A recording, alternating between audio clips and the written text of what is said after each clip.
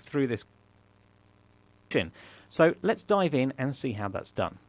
So at the end of the last lecture, we were able to print out scene loaded, which meant that we know when it is time to update our player's location. But at present, we are not able to do so. So if I load up the transition scene and go through the portal, we end up not in the correct location. In fact, where is it that we want to end up? We haven't really specified this. If I have my character here, that's obviously not the right choice.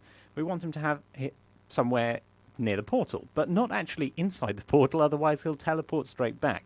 So we need to specify that location. So I'm going to open up our portal prefab, and I am going to create a game object underneath this. Create an empty game object. I'm going to call this the spawn point. And the idea of this spawn point is that it's going to be separate from the portal and not inside it, so that we're not going to end up teleporting straight back. So this is our portal, this is the portal spawn point. Now, it's hard to visualize at the moment, the spawn point, so I'm going to change the representation of the game object. You might not have known you can do this, but on the drop down in the inspector next to this little cube icon, you can select a different type of icon. You can select the capsule, which tells you that this is a spawn point. I'm going to go with this little diamond because it's just smaller and easier to see. And then when I've got the portal selected, you can see that I could move this diamond wherever I like outside of that portal. So that's going to create us a spawn point, and I'm going to go and find the portal in the level, and we can see that its spawn point is not correctly located outside of where we want to be. So I'm going to move that spawn point forward a little bit, and there we go. If we walk into this capsule, into this collider, we'll be transported, but when we come back, we'll be just outside of the collider, so that we could walk back in if we wanted to, or go on with the rest of the level. So that's the idea. We're going to have these spawn points. I'm going to have to update that spawn point also in the other level. So in scene, in just the sandbox scene, I'm going to go and find my portal, zoom over to the portal. There we go, and I've got to find the portal's spawn point, which is here. I'm going to move it out just in front of the gates, like so. Okay, so that's the idea. Now we need to have a link to this in the script. So we've got our portal script open here. Just going to close my sidebar down. And what I'm going to do is I'm adding another serialized field here, which is going to be of type transform. And I'm just going to call this the spawn point, like so. Obviously, we're going to have to set that over in our prefab. So let's open up the portal prefab. And I'm doing it directly on the prefab, so I don't forget to apply any of this stuff. And our spawn point game object, I can just drag into that transform. So it's getting the transform component of that game object. So when we move it in each scene, it's going to be a different location. So what we're going to want to do is, instead of print scene loaded, we are going to want to do two things. Firstly, we want to get hold of the other portal, because when we enter the level, we are a portal in that level, but there's also another portal in the level. That's where we want to end up spawning to. So for now, I'm just going to create an empty function to do that, and that's going to be part of your challenge, to get that other portal. And then what we want to do is we want to update the player. And we're going to be doing that with the result of the other portal. So we're going to use the other portal to update the player. And again, I'm going to generate an empty method for that. So we'll update it from the other portal, but you need to do some stuff to find the player and update it in the first place. So that's the general crux of how this is going to work. And I'm going to leave it up to you in a challenge to move the player. So you're going to find the portal. That's the first method you're going to fill out. Remember that performance isn't too important. We're doing this once when the scene loads, not every frame. So you might be able to use that to choose your methods for convenience rather than performance. And don't forget that the current portal still exists. So you don't want to return the current portal. Otherwise, that's not going to work, is it? You're not going to spawn in the right location. And then you want to update the player, so have a think about that. How are you going to set the position and rotation from our portal? Pause the video and have a go. Okay, welcome back.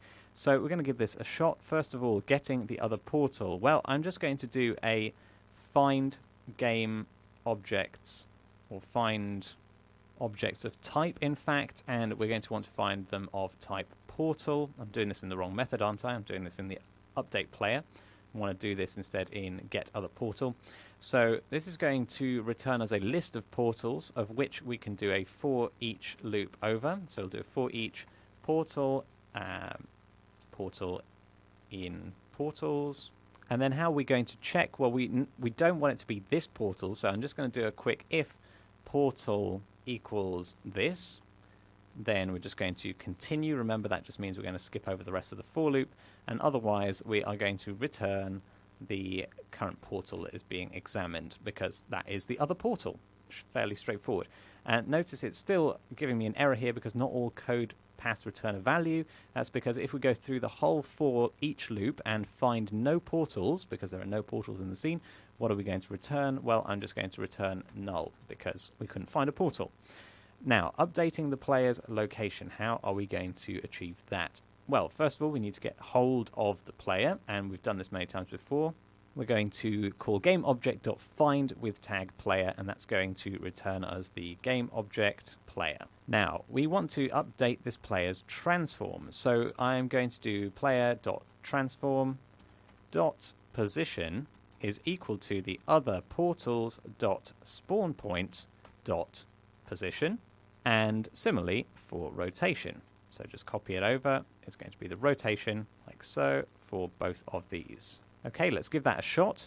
Head over into the editor, hit play, and see if we can spawn into the right location. So I'm going to go through the portal and scene, the sandbox scene. That takes me here. That could have been just right by accident. Let's go back through. Nope, that wasn't right by accident. Here I am at the right spawn point when I go through. So I'm noticing that the rotation of this spawn point isn't quite correct. I'm facing in the wrong direction, not facing towards the world. So let's quickly correct that. This spawn point, I think the Z is the forward axis, so we want to turn it around so it looks a little bit more like that. And yep, Z is now pointing forward. If I hit play, let's try this one more time. Yep, sure enough, I come back through. I'm facing down the path, ready for action. Now, of course, this is all going to break down as soon as we have multiple portals in the level we're heading to. And that is going to be the case because in Sandbox 2, let's save Sandbox 1 and go over to our portal. And I'm going to create another portal over here between these two sets of gates. And that's in core, just drag in a portal. And I'm going to rescale it. And I'm going to move this spawn point.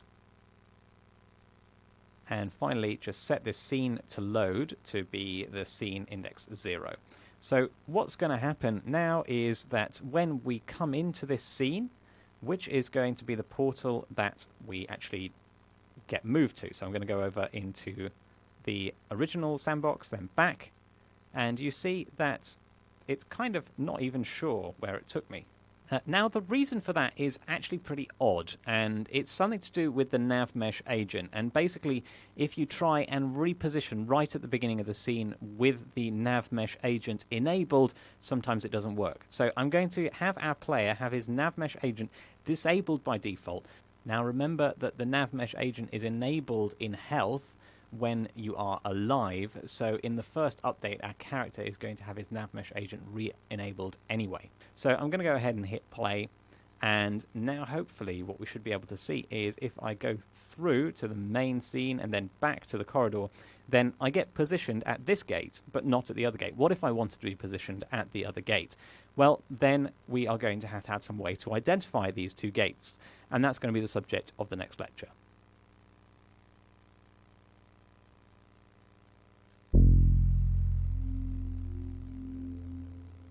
Hello and welcome. In this lecture we're going to be hooking up our portals to each other. So this I can go through to the next scene, okay, that's nothing new, but if I go through the other portal it actually takes me to a different place in the original sandbox scene. So we can use this to navigate across our world and we can link these portals together. Let's dive in and see how.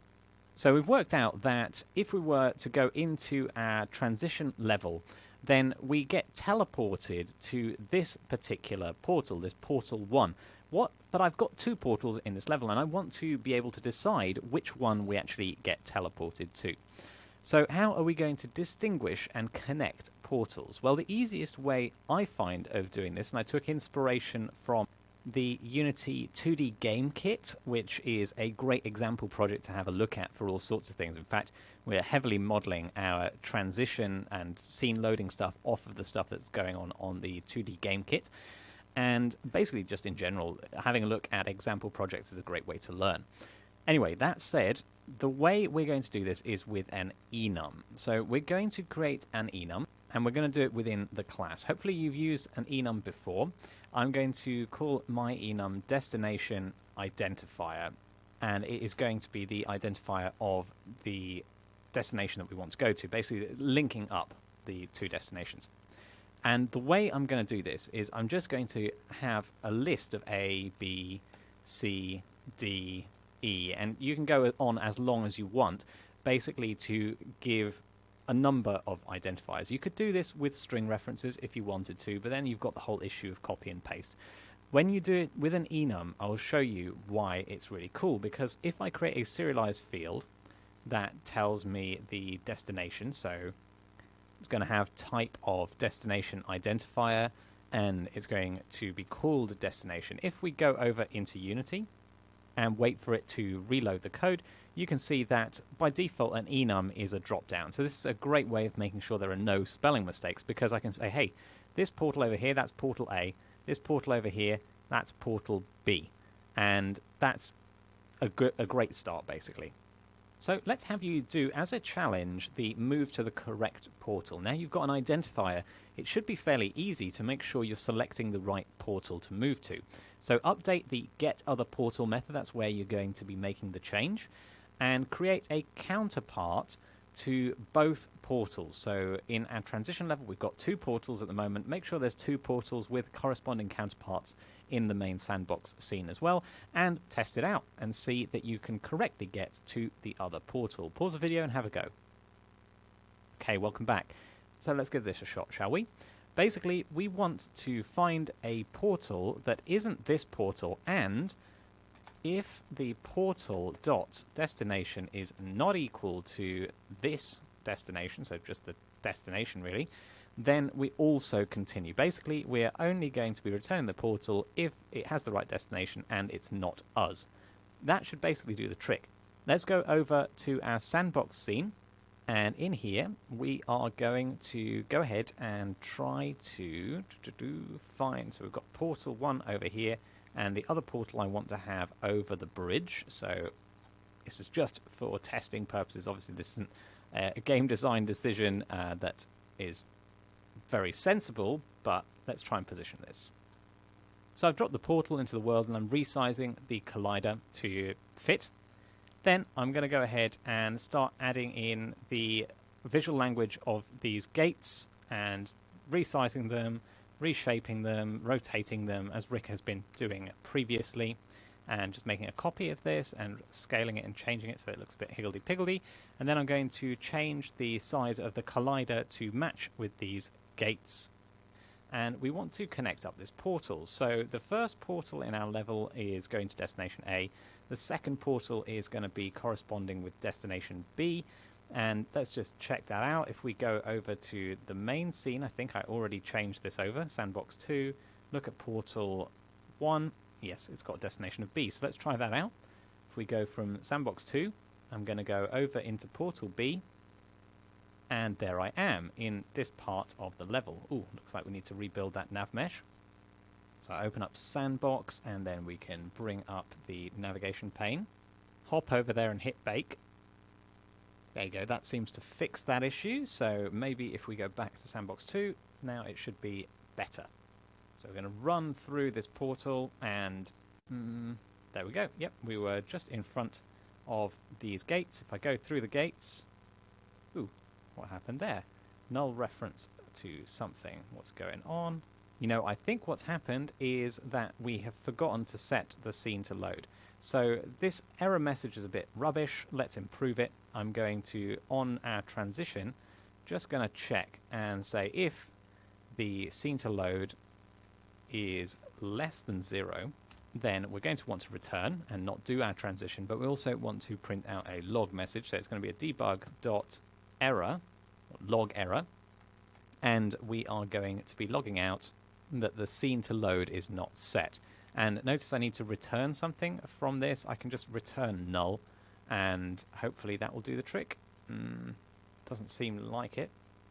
Actually, if I hover over the return statement, it kind of gives me the hint. It says if you, in an I enumerator, you can either do a yield return statement to return a value or a yield break to end the iteration. So here we actually need to do a yield break. I actually learned something new there just by the hovering over things in Visual Studio. So let's give this a go now. Hopefully we should be able to go through the transition portal and back the other way, or it should give us an error, which I'm expecting it will give us an error. Go through, try and go back the other way, and sure enough it's saying scene to load not set. So let's try. It should be able to just click on that log message. It takes me to the code. Not very helpful, but if I open up the sandbox and select portal 1, then I should be able to, in the inspector, say, hey, I want this to load scene 1, please, in the build index. So let's try that. So playing through is not going to work because I'll get attacked too much, so I'm just going to pause, come out, and move the player towards the bridge. And resume. Oops, I'm getting chased again. Let's go through the portal, try and escape. And there we go. We load into our transition area. My portal placement could be much better. In fact, let's try and correct that a little bit.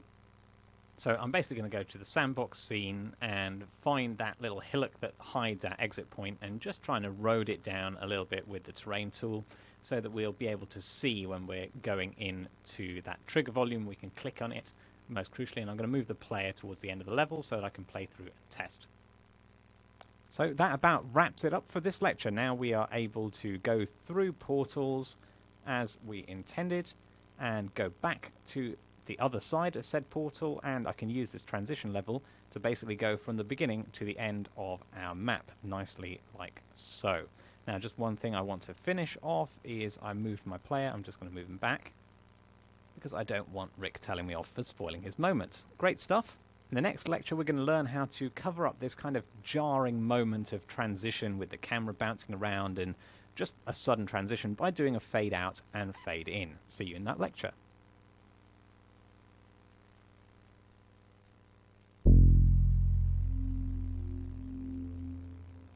Hello, just a quickie here. We're going to be setting up a canvas with a canvas group to allow us to fade in and fade out. It's just the initial setup, so it's very quick. Let's dive on.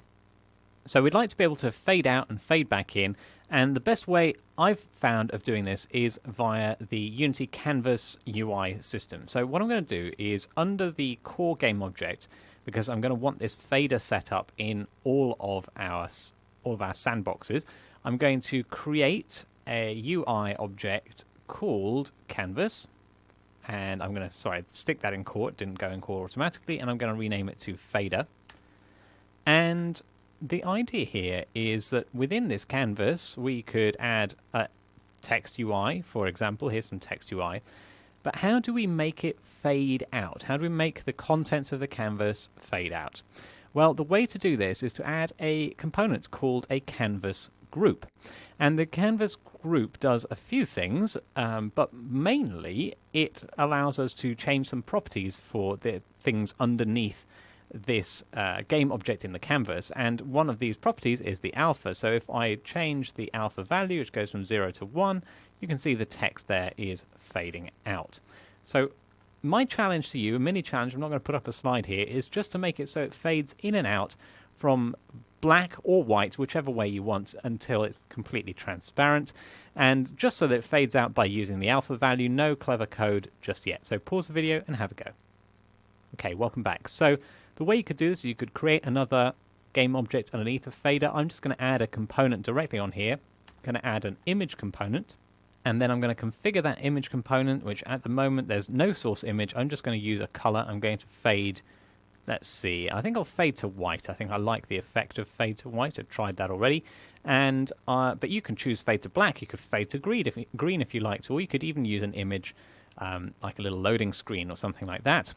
So I'm going to show you that now if I alter the alpha at alpha 1, it is not transparent at all, and we've faded out to white, and alpha 0, it's completely faded. So we can do this fading thing. That's it for this lecture. I just wanted to set up that, and then in the next lecture we're going to look at scripts to control it.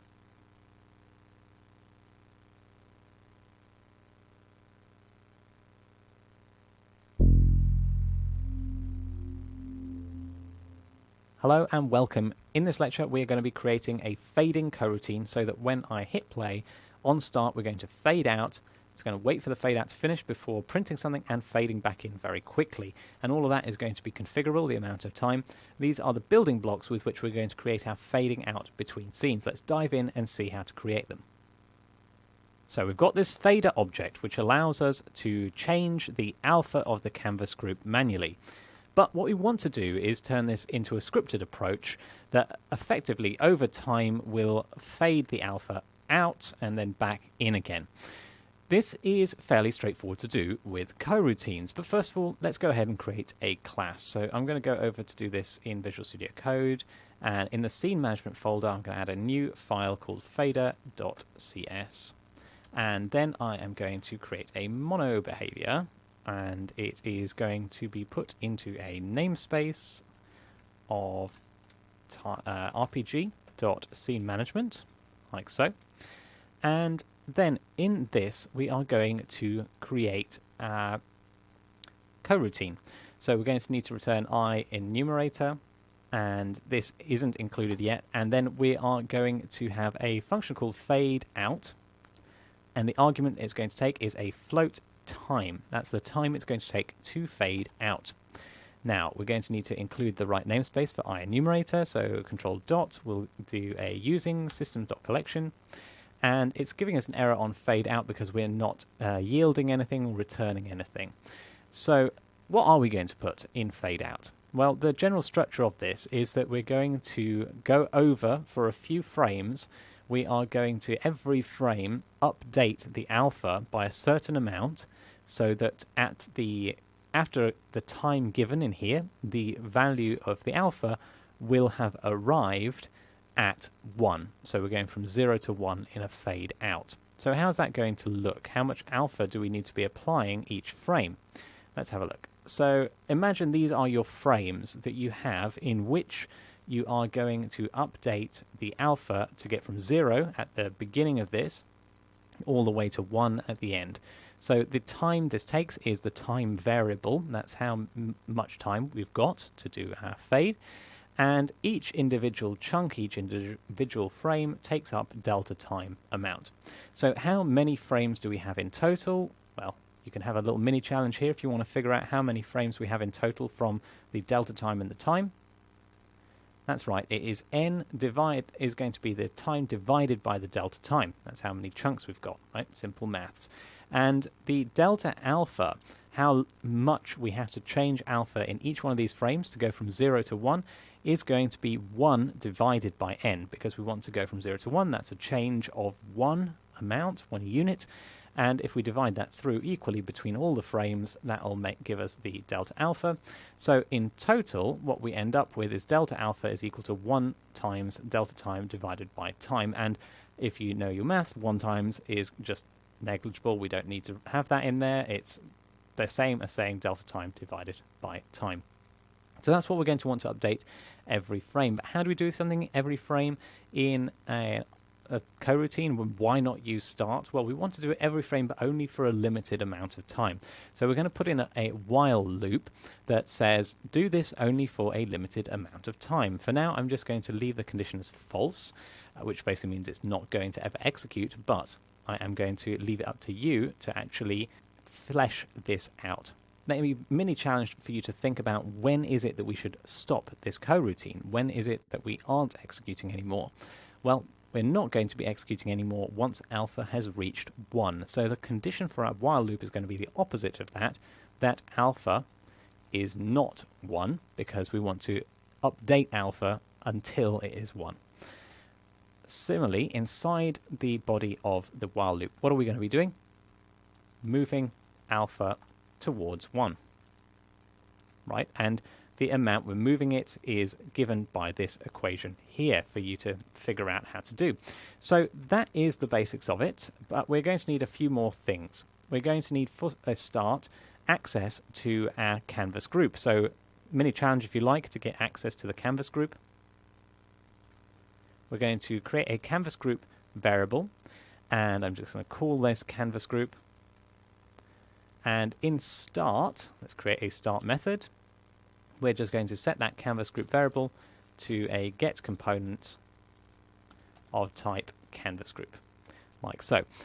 Now, with that canvas group, you're able to do things like do the canvas group dot alpha, and you can set that and you can get the alpha value from there.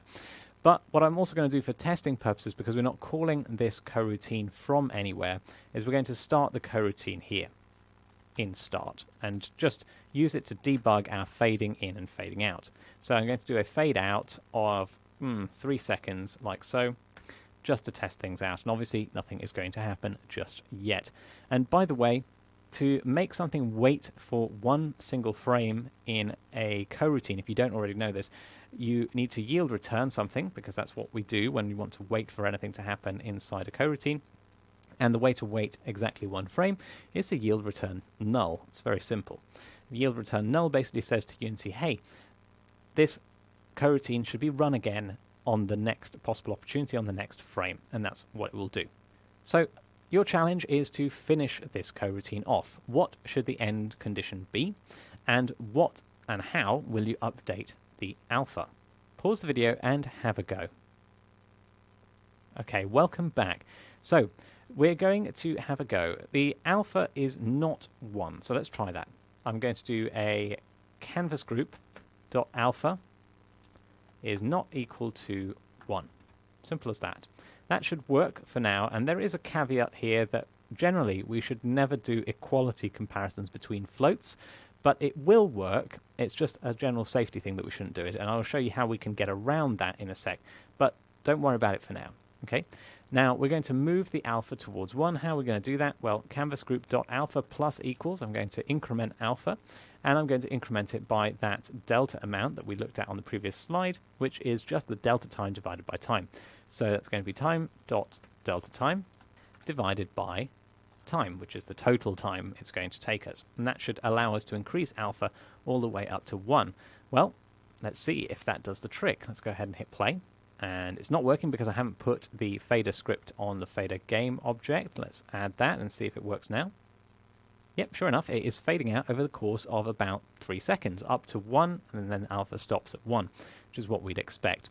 Now, generally speaking, this could be a bit dodgy because, for example, we could overshoot alpha. In this case, the alpha in canvas group doesn't allow us to overshoot, it clamps it.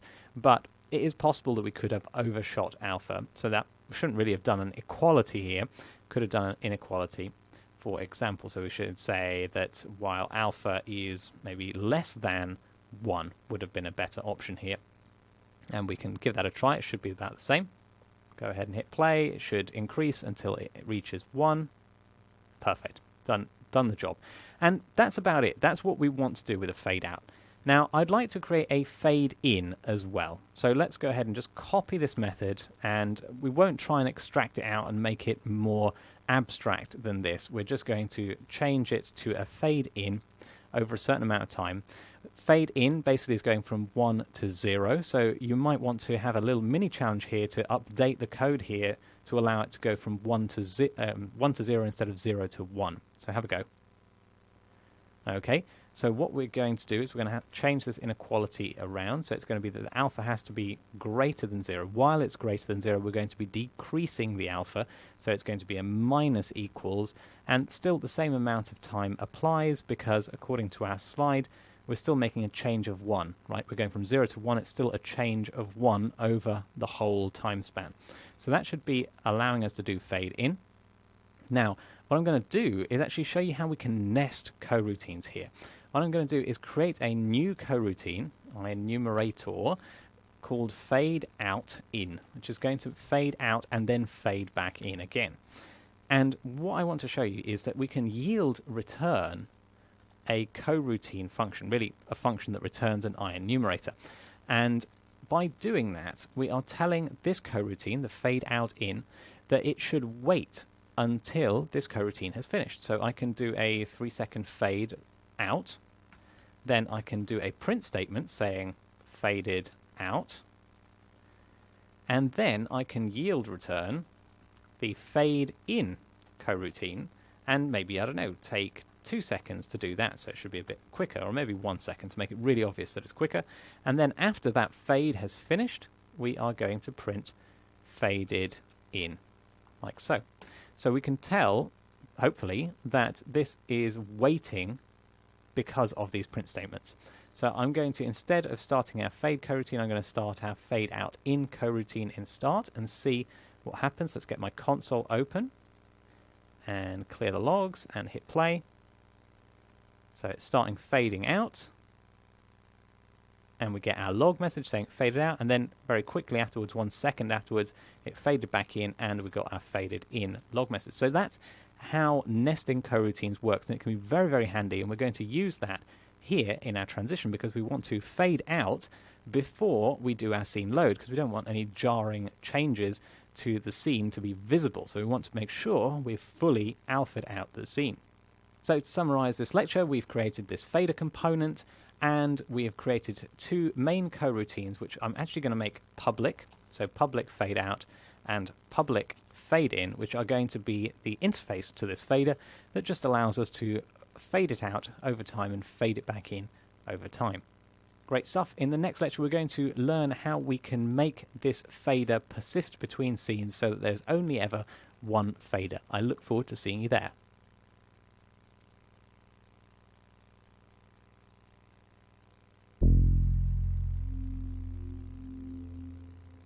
Hello and welcome. In this lecture we are going to be polishing off the section by having our fades happen between our scene loads, like so.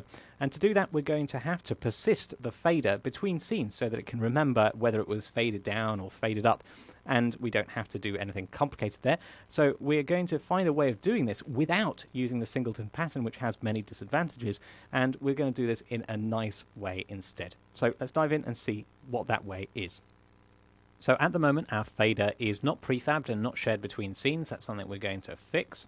So I'm going to go and select the game core folder and prefab fader into there. And I'm also going to go ahead and prefab the whole of this core under core, because what I want to do is make sure that that is in every scene so that we don't have to make sure that there's a player, there's a camera, there's a fader, all these things that we're going to have in every scene. We can just plonk in the core prefab, and what you can see now is that this is a nested prefab like we've got before. If I open up the core prefab, you can see it has the player's prefab in it, has the fader's prefab in it, hasn't gone and flattened things out. Now if I go ahead and open up Sandbox 2, yeah, I'm going to save my changes, and I am going to find the game core folder and drag in the core prefab in the place of the player. It would help if I'm in the scene view, so let's go ahead and find the player in the scene, double click him to locate him, then drag in our core into here, like so, and you can see my player is not located at the center of core. I think that's a bit, well, we'll update it here in this scene anyway. So I'm going to set the position of my player to 000, so he's there, and I'm going to delete that original core folder so there's not a duplicate, and just rename the prefabbed one so we've got consistency. There's my player. So if I go into the scene now, we should see that it all plays perfectly, and we've got the fader automatically in our second scene as well, which is essentially what we wanted to be able to do. However, you will notice that with this fader, if I go between levels, it resets and starts again. And that's not what we want. We want this fader to hold its state between levels, because what we're going to be doing is as we walk through a portal, we're going to be fading out, and then we want it to fade back in the new level. So we want it to be able to remember that we had faded out and there's no glitching, no loading, no problems like that. Now this is the point at which most people tend to reach for the singleton pattern. However, there's a few reasons I really dislike the singleton pattern. Now, the first one is that it leads to really tight coupling, because with a singleton pattern you can always access the class from anywhere, which means that you tend to access it from anywhere, and that means that any class is going to rely on it, so it's often very tightly coupled. It also is too much responsibility for one class, because the class has to be responsible for making sure that it's the only instance around, as well as doing its normal job. And it removes our flexibility, because what if we decide that all of a sudden we don't want our fader to be a singleton anymore? It's going to change everything that depends on it, because everything thought that it was the only thing around, everything thought that you would get it by getting the fader.instance. And if that is not the case, then how are we going to do it properly? So I'm going to propose an alternative to using the singleton pattern, where we instead have a prefab of objects that we want to persist between levels. And I'm going to call these the persistent objects. So I'm going to create a new empty game object and call it persistent objects. And under that, I'm going to drag our fader object. Now notice, because I've just prefabbed it, I'm going to have to go into the core prefab and remove the fader from the core prefab. And I'm going to drop it on to the persistent objects. And I'm going to make a prefab of the persistent objects. Now, what I want to do is not actually have this persistent object in the scene, but have it spawned in by a class. And I'm going to call that class the persistent object spawner. So I'm going to create a new class over in Visual Studio. I'm going to have it under core, Visual Studio Code rather. I'm going to create a new class called persistent object spawner.cs. And I am going to create the mono behavior, and I'm going to namespace it to core, RPG core. And what I'm going to do with this spawner, while we've got it created, let's just go ahead and I'm going to go into the core prefab, because we want this spawner in every scene. We want whichever scene we start in, we want the persistent objects to get spawned. So I'm going to add this core persistent object spawner onto the core prefab, the root of that. Doesn't really matter where it goes. And then what I'm going to want is a reference to the serialize field, a game object, because basically I want a prefab here, and I want to know what is the persistent object prefab. So that's what I'm going to call this object here. And then we can implement an awake method, and what we want to do is basically instantiate the persistent object prefab. But how do we know if this is the first scene? How do we know we haven't already created this persistent object prefab, and as the name suggests, it has persisted from the previous scene? Well, the way I'm going to do this is with a static variable. It's going to be a bool has spawned. So if you've never come across a static variable before, here's a quick description. A normal variable usually lives and dies with the class. So in the case of our spawner, between scenes you would lose the state of the boolean, whether it has spawned or not. With a static variable, however, it lives and dies with the application rather than with the instance of the class, which means that once we have set this boolean in one instance of the class, in a future scene where we've got a new instance of the persistent object spawner, that is going to remember the value that it was set before. Now, generally this is a bad idea because it's a global variable, but in this case we've got very few options with the way Unity is structured. And we're going to default it to false. So by default we haven't spawned.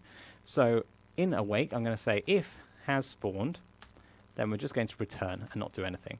And otherwise we are going to set has spawned to true, and we're going to call the spawn persistent objects function, which I'm going to create now, so control dot to generate that. And that should basically do the trick. So what we're going to do here is create that prefab and set it to don't destroy on load. If you like, you can take that as a little mini challenge for you.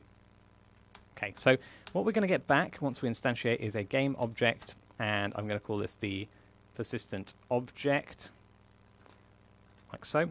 And we're going to instantiate the prefab, which is the persistent object prefab, which we've got in our serialized field here, like so.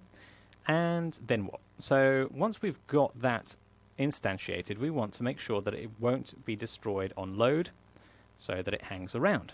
Simple as that. So let's see whether this has worked. Our core now has this persistent object spawner. It's asking for a prefab. Let's drop in the prefab that we created over in game core, which is our persistent objects, and that basically has all the objects we want to hang around. So if I go ahead and hit play, let's see if it's doing what we'd expect. We've got this don't destroy on load part of the scene, which is a persistent object clone, and it has got the fader under it. So if I go through the portal, notice it doesn't spawn another fader. We don't get any more fading, but we've still got the fader from the previous scene hanging around. So that's done the job, and we haven't had to use a single singleton. But the astute among you will have noticed that we did use a static. So it is sort of like a singleton, but not quite. And it's certainly not a way of getting access to the persistent objects. For that, we have to rely on things like find object and tags and all those other mechanisms that we know and love. So with all that done, we can now actually access the fader from our transition. And doing that, we can very easily just do it with a, let's see, the fader. I'm going to have a fader object to store here, and I'm just going to do a find object by type. And that's going to be of type fader, like so. And with this, we can now call all of its public methods, which are the fade out and the fade in. And in fact, I'm going to remove this coroutine now because we no longer need that. We were just using that for testing purposes to show you how you can call coroutines within coroutines, which you're going to use now in your challenge to fade between scenes. So you want to fade out completely before the scene load, then fade back in afterwards, and maybe you want to have a little wait while the screen is completely faded out to allow the camera to settle and for the player not to see any jiggling around of the camera or the player, which is a good idea, and make it all configurable so the designer can change the parameters of how long it is to fade out, fade in, and wait. Pause the video and have a go at this challenge. Okay, welcome back. So hopefully that wasn't too tricky. Let's give it a shot. So we've got this don't destroy on load. We're doing finding our fader. Now I'm actually going to go ahead and put some line breaks in here, and just before our yield return to load the scene asynchronously, I'm going to make sure that we are completely faded out, which basically means that we're going to do a yield return to make sure that a coroutine has finished, and we're going to call the fader.fadeOut coroutine with a time that I want to have configurable. So to make these times configurable, I'm going to add some serialized fields. So first serialized field is going to be float and the fade out time, and I'm going to default this to 2 seconds maybe. 2 seconds might be a bit long. We probably want to fade out quite quickly, like so. Then I'm going to copy and have a fade in time, and that can be a bit longer, and then we'll have a fade wait time, I'll call it, and that'll be like very small, 0.5 or something like that. So now we can use those variables in our fade out. We're going to have a fade out time as we fade out, and then once the scene comes back up, we are going to make sure we've done all of our setup. So we've got the other portal, updated our player. Then we are going to do our yield return, and I'm just going to do a wait for seconds. So that's going to be new, wait for seconds, and we're going to use the fade wait time there.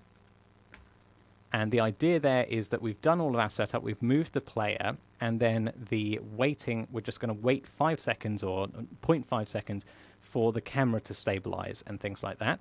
And then once we've done that, we can start the process of yield return fader.fade in.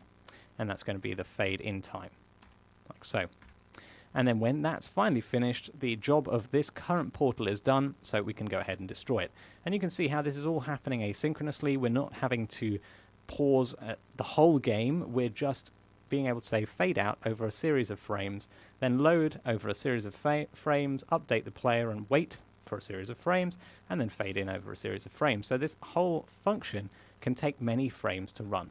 That's the whole beauty of the coroutine. So let's go ahead and give this a shot. I'm going to go ahead and hit play and see if our character, so there's no fade happening right now. If I go through the portal, fades down, fades back up slowly in the new world.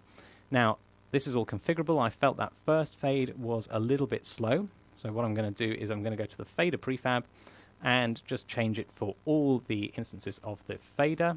Nope, sorry, I need to go to the portal prefab and change it for all the instances of the portal because we put our fade out times on the portal. So the fade out, I'm going to make 0.5 seconds, really quick. The fade in time, just 1 second long, and the wait time, 0.5. Let's give that a shot. If I go and play, fades out pretty quickly, so that my running animation doesn't look like it comes to an end. So it looks like he's just running on into the next level, and then the fade in looked pretty good. So to recap, what we've achieved in this lecture is the ability to call our fader in our transition period, and we've done that by allowing our fader to live between scenes and essentially be a singleton without using the singleton pattern by using this persistent object spawner instead. And hopefully you see how that's nice and neat. Our persistent object spawner is a small class, and the fader itself managed to say a small class too, and each is responsible for its own job. So that brings us to the end of this scene management section. I hope you agree that it's quite fun to be able to transition between scenes with this fading visualization and be able to go through multiple portals and appear at the other side of a level. And that gives you lots of levers to pull and position and put together many levels in quite a wide and large world. I really look forward to seeing what maps of worlds you come up with. Please go and share them over on the forum linked against this lecture.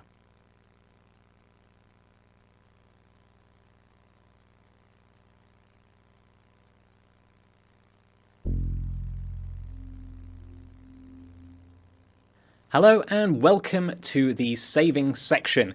In this section we are going to be looking at how we take the state of our game and serialize it into a binary file so that when we open the game later on we can deserialize it back into a game and put all our player positions back to normal, the health remembered, kill off the characters we've already killed, and so on and so forth, so that when we move between levels also we are going to have a solid experience of having changed the world. So let's have a look at how it looks in the prototype. So if I go ahead and hit play, I haven't got a save at the moment, but as soon as I start, I will have created a save, or soon after I start, I will create a save system, a save file. Now, what I want to show you is that if I go and beat up a character over here, so beat up this guy and kill him, then he is doing damage to me as well as me having killed him off. So the player over here has got some health taken off him. The number of health points left available to the player is, let's have a look, health, he's got 170 health. So I'm just going to leave the level now and then return back into the level. So this has done a scene load, so basically everything was lost and had to be regenerated, but you can see that the character I killed, he's still dead, and if I look at my character, he has got still 170 health points. Now, also, the position of everybody is remembered, so this guard is going to chase me now all the way to the portal, and if I go through, he is going to still be there when I get back, and things won't have changed. I won't really have escaped him for long. So I come back and here he is still beating me up, and I can beat him up to a pulp until he's dead, and when I came back through, he would still be dead. That's the whole point of this section, and it's going to teach us lots of interesting stuff about binary and how C# is actually storing a lot of our data. So let's dive in and see how it's done.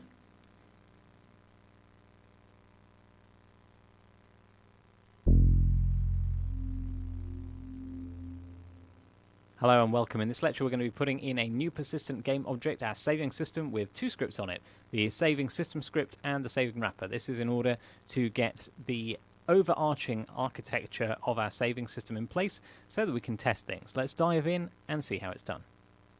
So whenever I start designing a fairly complicated system like we're going to have here with the saving system, I often like to start from the outside in, meaning taking what's the user experience going to be? So how is the user going to interact with the saving and loading system? And that gives me a starting point for building down into the architecture of actually doing the saving and loading. Now, I'm not going to go all the way to creating lots and lots of UI, but we can at least set up some simple key bindings so that when you're in the game, we can hit S to save and hit L to load or reload the save. As simple as that, and that will give us something at least to test our saving and loading system against, so it's quite a good place to start. I'm going to start off by creating a couple of classes, and for that we need a new namespace. So I'm going to create a folder under scripts called saving, and under that folder I'm going to create two separate classes in here. The first one is going to be the saving, or the saving system.cs. And the second one is going to be the saving wrapper. And the reason for this is I want to put all the core stuff in the saving system and then all the stuff that's related to how our game handles saving in the saving wrapper. So things like save and load to a particular file are going to go in the saving system. However, save and load to based on a S and an L key binding, that's going to go in the saving wrapper. So we're going to create these classes now, and in fact that's my challenge for you if you like it, to create a saving system, and I'm going to put that in the namespace rpg.saving, which is a new namespace, so it won't autocomplete automatically for me. And then I'm going to do a mono behavior for the wrapper as well, and I'm going to wrap it in the namespace of saving, which should now rpg.saving give me the hints for. Okie doke. And then we want to define what it is to be a saving system. So I'm going to just go ahead and create a public API for our saving system, and it's going to be public void save. What we're going to save to, well, I'm going to take in a string that names the save file.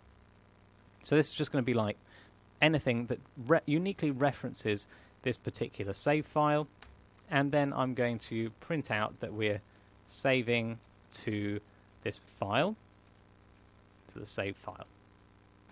And then we're just going to copy that, because the other method in our saving system is going to be a load, which loads from a particular save file, and the message should be loading from save file. Okay, so for now we're just going to leave these print statements in here. This is what I mean by making the shell of our saving system, and then we're going to drive them from within the saving wrapper. And in fact, if you want to, you can set this up yourself. Basically what we want to do is the following. We want to have something like a serialized, no, not a serialized field, just a const string, which is going to be the default save file. And this is why I want this in the wrapper, because if you were doing a different project, you might choose to use a different save file every save, or you might want to use different slots. At the moment, we're just going to be using one single save file, but that might change with your specific and particular requirements. So the default save file I'm just going to call save, as simple as that. And then we are going to need to have an update method to check for our key presses. And we can then get the component of type saving system, and we can call on that the something like save with our default save file. But you don't want to do this every update. Obviously you want to do this when you've got a key down. So that's my little mini challenge for you, is to set up these key down events, and I'm going to go ahead and do it. So if input dot get key down, and then we're going to use the key code S at the moment. This is just rough and ready. This is not what we're going to go for in our end game. It's just to test out our system and to have that test available to us. And then we're going to do the input get key down, L for load, and we're going to do the same get component. Instead of save, we are going to call load. So that's created our wrapper for the saving system. And what I would like you to do is to put it into action in our scene. So the challenge is to create the game object for your saving system. So it should be persistent, it should exist between levels, prefabbed, and you should be checking that your logs are coming out as you'd expect from the two classes we've just created. So pause the video and have a go. Okay, welcome back. This should be a fairly simple challenge. I hope that you didn't struggle with it. If you did struggle with it, well, just watch along and we will sort it out. So the thing is, we've got our persistent objects prefab, which is under core persistent objects, and I'll grab that persistent object prefab and open it up, create a new empty child, which I am going to call the saving system, just like that class we had, and I'm going to add two components, the saving system itself and then the saving system wrapper, which gives us the default place to save and the key bindings. Then I'm going to prefab our saving system, as I said, and it's already in the persistent objects prefab, so it should get loaded when we start. If I hit play and I hit S with the console open, I've got saving to save, and L does loading from save. Perfect. So this is our basic infrastructure around saving, which we are going to fill out to actually writing stuff to a save file and loading that scene state. So to do that, we're going to need to know about where we can save files in Unity. And we're going to do that via file manipulation, and we'll learn all about file manipulation in the next lecture.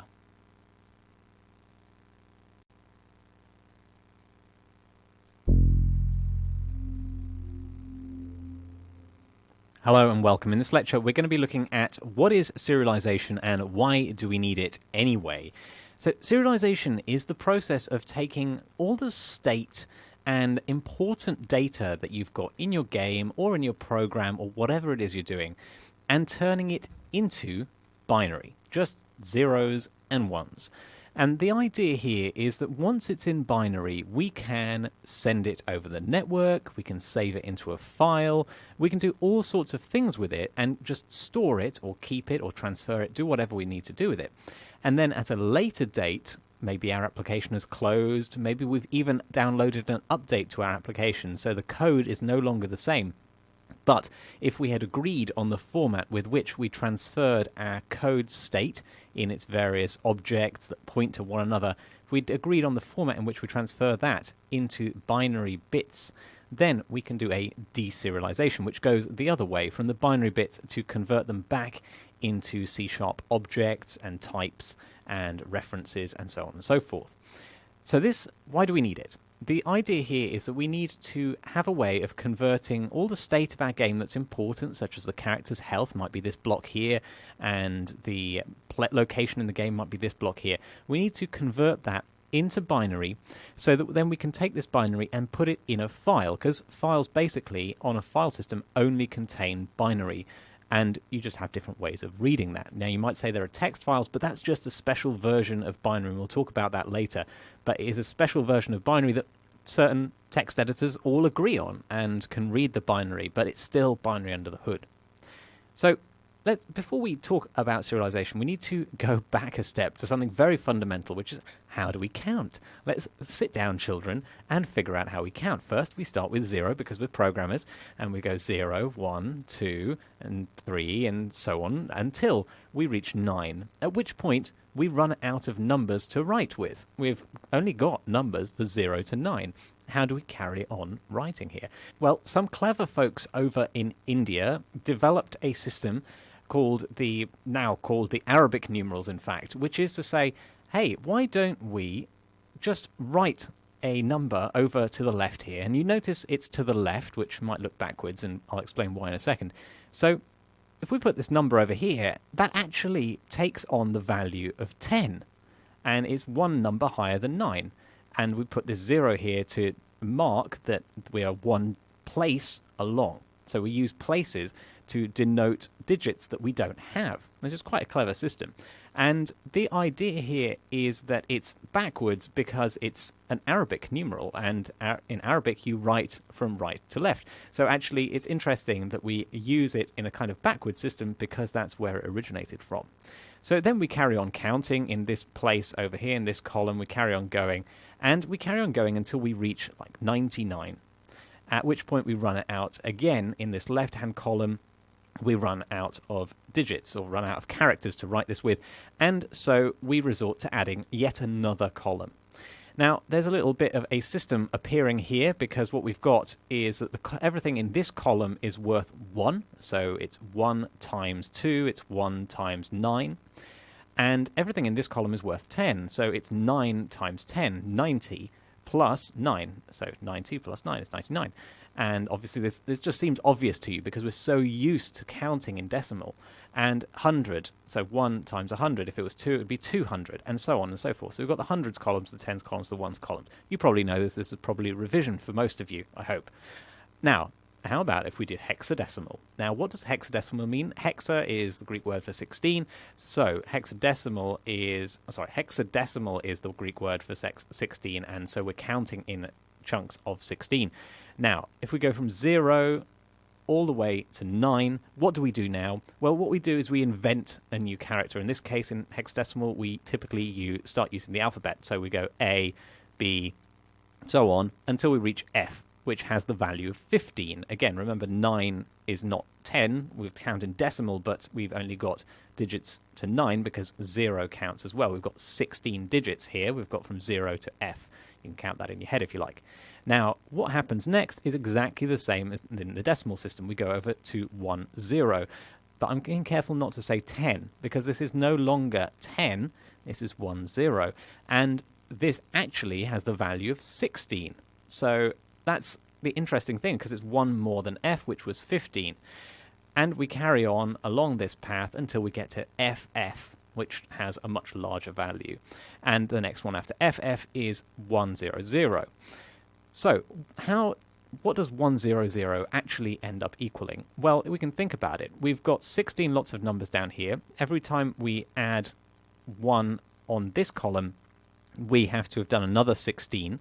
And we can do that up to 16 times because we've got this first time, which is 0 essentially in this column, and then this F down here, which is the 16th time that we've done it. So it's 16 times 16 times, which means that this value here is going to be 16 squared. So we've got 1, 16, and 16 squared are going to be our columns, and you just do 16 squared multiplied by 1, or 16 multiplied by 15, plus 15 will give you the value in this column here. So that's what hexadecimal is and how it relates pretty much in exactly the same way. It's a binary, it's a counting system like decimal that we had. Now, the binary system is super simple. It's the simplest counting system you could come up with. We start with 0, and then we've got the character 1. There's 2 characters in our binary counting system. And instantly, we run out of characters, so we have to use the next decimal place, or the next binary place. And we've got 10, which now represents 2, sorry, and then 11, which represents 3, and then we run out of decimal places again, and we have to create a new place. So, following on from before, the columns here are 2 to the 0, which is 1, by the way, 2 to the 1, which is 2, and 2 to the 2, which is 4. So this now gives us the value of 4, because it's 4 times 1, 0 times 2, and 0 times 1. And so we can go on, and this will be this decimal place will be 2 to the 3, this one will be 2 to the 4, and so on, and so on, and so on, until you get very, very large numbers. Now, the very large numbers are a problem because I have no idea how to read this number and say what on earth it is, and it is very hard to write out because I'm writing 010101. So we have often an abbreviation because in hexadecimal we have one digit can be from 0 to 16. There's 16 digits, and 0 to 15, 16 digits. And in binary, 4 bits can also have 16 different values. So we can do a direct conversion into hexadecimal, like so, where we say, hey, this value maps to this hexadecimal number, this one maps to this hexadecimal number, and the resultant number, funnily enough, ends up being exactly the same. If you converted both of these numbers into their decimal counterparts, they would be exactly the same number. So we often use the hexadecimal bit just because there's more characters there, so it's a much more compact way of writing things. If I write 2364B30EF E24, it is much shorter than writing all of this long binary thing. Okay, so that is the aside on counting. Now, why do we go through all of that? Because that's what the computer's doing when it is using integers and so on and so forth. So a byte, we'll start off by defining a byte is 8 bits, and byte is actually a type in C# if you want to ever use it, but don't really recommend it. And all it can represent is 0 to 255, basically. So there's 256 different values that it can have. And that is the result of being 2 to the 8, basically, 2 to the power of 8. And you can work that out for yourself if you've got a pocket calculator. Otherwise, an int is what we typically use, and that's actually 32 bits or 4 bytes. And that can have much, much larger values. That can go typically on a range from, well, not typically, definitely, on a range from minus this 2 billion all the way to positive 2 billion. And that's quite a big range. So then we also have these uints, which are just the ones that don't have the minus signs, which means they can go to bigger numbers, but they only start at 0, and so on and so forth. We've also got floating point, which is used for things with a decimal point to give us the ability to range from really, really small numbers to very, very large numbers, but always keeping the same number of precisions in decimal places. So float is a single precision floating point number. And what does that mean? That means that we've only got precision to between 6 and 9 decimal digits. So if we're writing out pi, then we'd be 3.14 and only 6 digits. Whereas a double precision floating point number is 64 bits, which gives us a lot more precision and means that we can do anything from 15 to 17 digits of precision. Now, this is very useful in scientific computation, not so useful in game development, which is why we are always using floats. And in fact, consumer-grade hardware is far faster at doing floating point operations and very slow at doing double precision operations. Whereas if you get quadro graphics cards, then you can be doing stuff with double precision much, much quicker. But that's typically for different workloads, scientific workloads and precision engineering workloads, and not something that we typically use on a game. So these are some of the primitive types. How about some more, if I wanted to make something more complicated? Well, that's when you just start putting these things together. So you start saying, hey, I've got a vector, it's got 3 floats in it. Well, then in that case, I can store these 3 floats by serialization into a series of bytes, which are, as we said, they are 8 bits. So here, a float takes up 4 bytes, and you can see this green float represents these 4 bytes here, and the red float represents these 4 bytes, and so on. So you end up with a total of 12 bytes of data. So clearly this was an overview, and it went really quickly. We're going to try and understand this now through the following learning journey through a series of lectures. First of all, we're going to learn how we can write binary into files to figure out, what we're doing in the first place. Then we are going to see how text is represented in binary. I haven't talked about that. All I've talked about is numbers so far, and you might be saying, hey, but what about text? Well, we've got some representation, some mapping basically from numbers into text that allow us to do that, and we'll learn all about those. And then we're going to learn how we can manually serialize, manually take data, floating points, ints, and stuff like that, and turn them into binary so that we can stick them in our files. And then we're going to learn how to use the built-in C# serialization that does all of this magically behind the scenes for us, and we don't have to worry about the binary anymore, but at least we knew what was behind the scenes, and we've got a good, strong grounding. So let's dive into the next lecture where we will get started.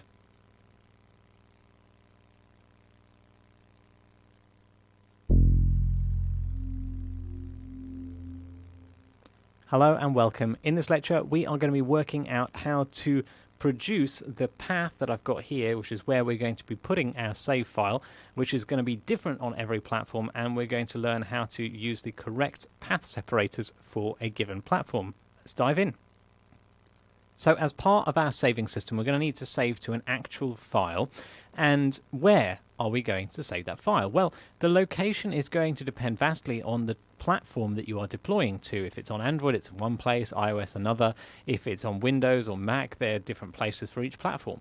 And the good news is that Unity allows us to abstract that away. There is a application.persistent data path, and that will change depending on what platform your game is on. So you can use this to locate a folder in which you can save your files, no matter what platform it is.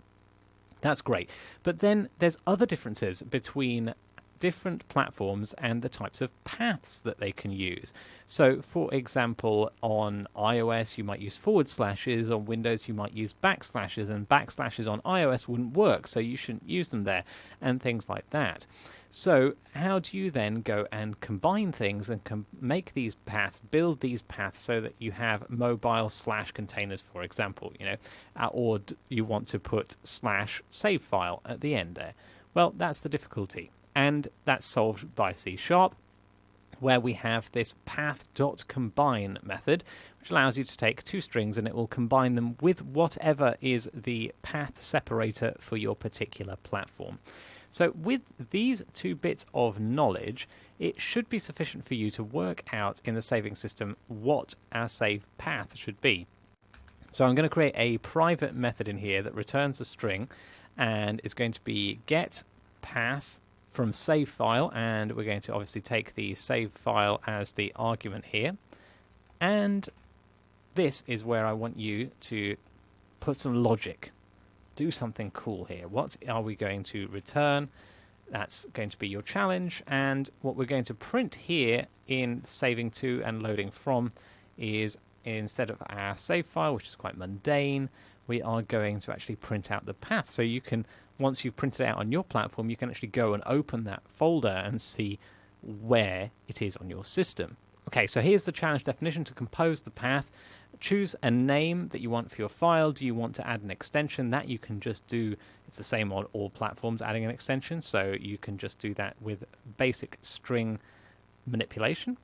And then I'd like you to combine using the API I've just showed you and print it out and see what you've got. Okay, so pause the video and have a go. Okay, welcome back. Let's see what we have got to. So we're going to need to take our application dot persistent data path, so nothing needed to be included for that. So we're going to get the persistent data path, and then what I want to do is do a path dot combine on the persistent data path and the save file, like so. Now path dot combine is going to require me to use the system.io, using system.io. And one more thing, I want to add an extension to my save file. So the save file is just called save file, but I want to put a .sav on the end, just to make it obvious that this is a save file. That's what I'm using it for. And then I can go ahead and hit play, and I can use my S and L to hopefully see what the save file is. Yep, sure enough. Now, interestingly enough, it has mixed separators here on Windows, and I just wanted to point this out. That's because the application.persistent data path has got forward slashes in, whereas the default path separator on Windows is a backslash. But that's okay, because Windows can actually handle both forward slashes and backslashes, so this is still a valid path for Windows. So if I go ahead and copy it, in fact, we can go ahead and open my Explorer, paste it into my Explorer, and navigate to it, and you can see that Windows deals with the forward slashes just fine. And in here I've got this already a save file. That's from my experimenting, so I'm going to delete it so that we don't have any confusion.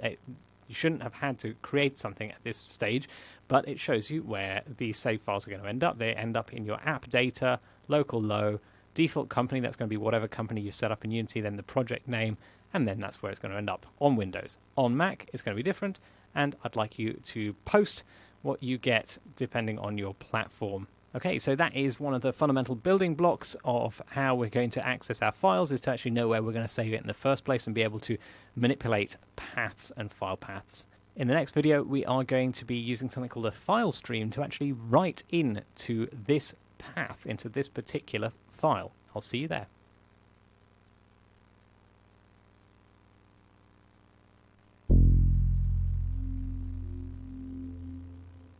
Hello and welcome. In this lecture we are going to be learning how to write into our save file and how we can convert text into binary so that it can be written into a file. Let's dive right in. So now that we have a file we want to save to, we actually need to have the ability to write to that file. And this can be achieved using some C# APIs. In particular, we're looking at the file.open API, which is going to do what it sounds like. It's going to take a file path and it's going to open that file into something that we can write into. As you can see here, the thing that is returned is called a file stream. And a stream is a lot like an IEnumerator in the sense that it's a bit like a Pringles tube, except that this time we can put Pringles into the tube as well as take them out. So that's what we're going to be doing in order to write to our file. But first, we want to extract this path variable. So I'm going to highlight it and then introduce a new local for this, and I'm going to call the local variable path, like so. And then that is what we're going to open. We're going to open the path. But notice there is another argument here. It is a file mode. What is this? File mode is an enum, which allows us to tell basically the operating system how we want to operate on this file. Do we want to append to it? Do we want to create a new file? We've got create new, we've got open, and open or create, and so on and so forth. What we're going to do is we're going to use create.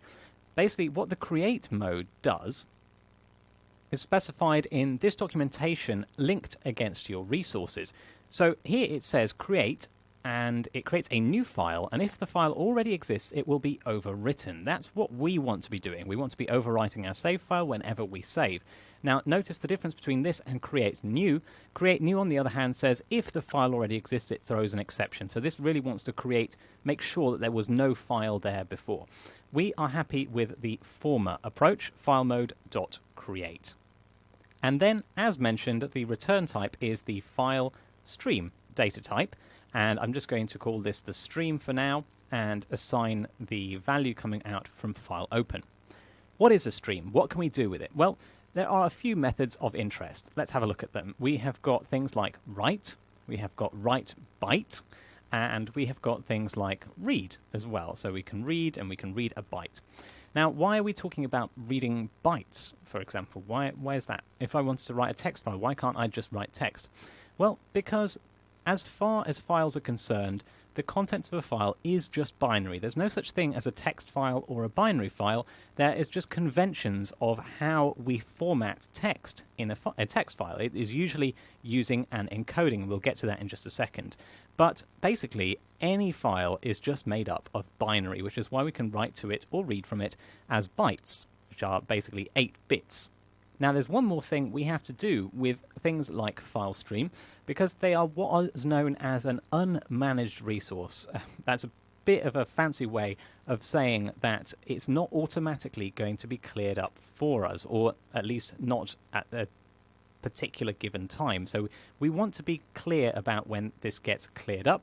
So at the end, whenever you're using a file stream, you should remember to try and close it. Well, not try to, but always close your file streams whenever you are using them. There's a few reasons for this, but one of the primary ones is that whenever you ask to open a file, it is making a request to the operating system to open that file for you, and the operating system allocates a file handle for you, and that file handle does not get removed until you hit close. So if you are constantly opening files, then these file handles are building up on the operating system side, and eventually the operating system will say, nope, you've reached your maximum number of file handles, you can't have any more. And so you'll get an error as if you sort of like having run out of memory. So it's always important to clean up after ourselves, because we don't want to run out of memory, or whatever other resource we might be using.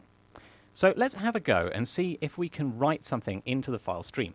We're going to write in a byte, so I'm going to do a write byte, which is going to take in a byte value. We've never used this before in C# for many of us, and so it's interesting. What is a byte value? Well, you can just use a number. So I could say 102, for example, and it's going to convert this 102 into its binary value, and it's going to save that into the file. So we should end up with a file, if we save, that contains whatever the byte value of 102 actually is.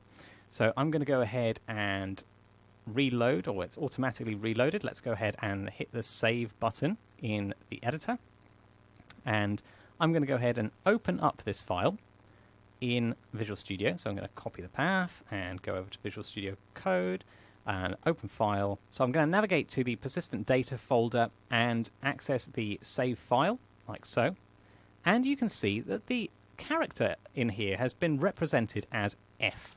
For whatever reason. Why has that been represented as F? Well, this is the point at which I tell you that there is no such thing as text in a binary system, in a computer. A computer does not understand what text is, but there are conventions for representing it in binary, and you've probably heard of some of them, such as ASCII. For example, you've probably heard of ASCII codes. Well, this is what they mean. Basically, it is a mapping between characters, as you can see here, like the character capital A, and a particular binary value. So you can see there's various things in here, various values along this table.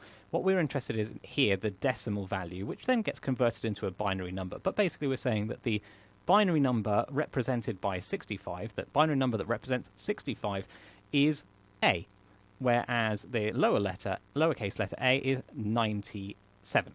So that's we can test out by having a look. We've printed out F.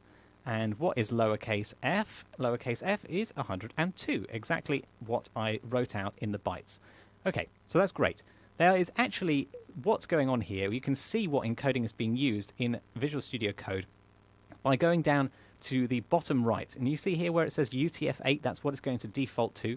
You can swap it to other things in here. Choose reopen with encoding, for example. And you can choose myriad different types of encoding, which are just different versions of this table. So if I went to reopen with encoding and I chose ASCII, I don't think I can choose ASCII actually. And the reason for that is that actually UTF-8 is a superset of ASCII. It is ASCII plus, basically with lots of extended codes. Here we've got a very limited character set, but in UTF-8 what you can do is you can have all the same characters. If we look down here, the Latin capital letter A is 41 as hexadecimal, and if we have a look here in our hexadecimal characters, then A is 41, so they're matching up. But the cool thing about UTF-8 is that if you scroll on down here, we have actually got certain characters that take up more than 1 byte. So if you wanted to have an A with an accent on it, there's actually represented by 2 bytes rather than just 1. And we could actually do that. Let's give it a go. So we're going to use the hexadecimal version of the number. Now, if you're not sure about what binary and hexadecimal and decimal are, then take a look at this article in your resources that should help you understand what the differences are. Now, I can write hexadecimal in C# by starting with 0x, and then the hexadecimal character codes, which is C3, like so. So that is going to write a byte, which is going to be hexadecimal C3.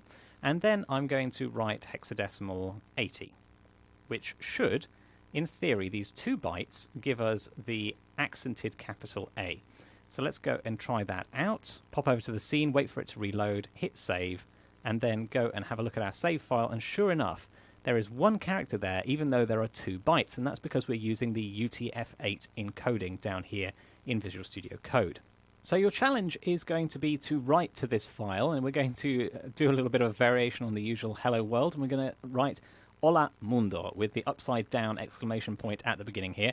Now, Hola Mundo is hello world in Spanish, and I choose it because it has a quirky character in it, and that means we have to use UTF-8 in order to write out this message. So you're going to write it out 1 byte at a time initially, use the reference included. And that's the main challenge. And if you want a bonus, you can also see if you can use a byte array instead of calling write byte repeatedly. Pause the video and have a go. Okay, welcome back. So let's give this a shot. I might speed through this because it's going to involve me going back and forth between this table quite a lot. So the first thing is I have this inverted exclamation point. It is here in my UTF-8 character table that is linked. And we can see that it is going to be C2 followed by A1. So let's start with C2 followed by A1 being the binary values in hexadecimal. That should give us the inverted exclamation point, and then I'm going to speed on through the rest.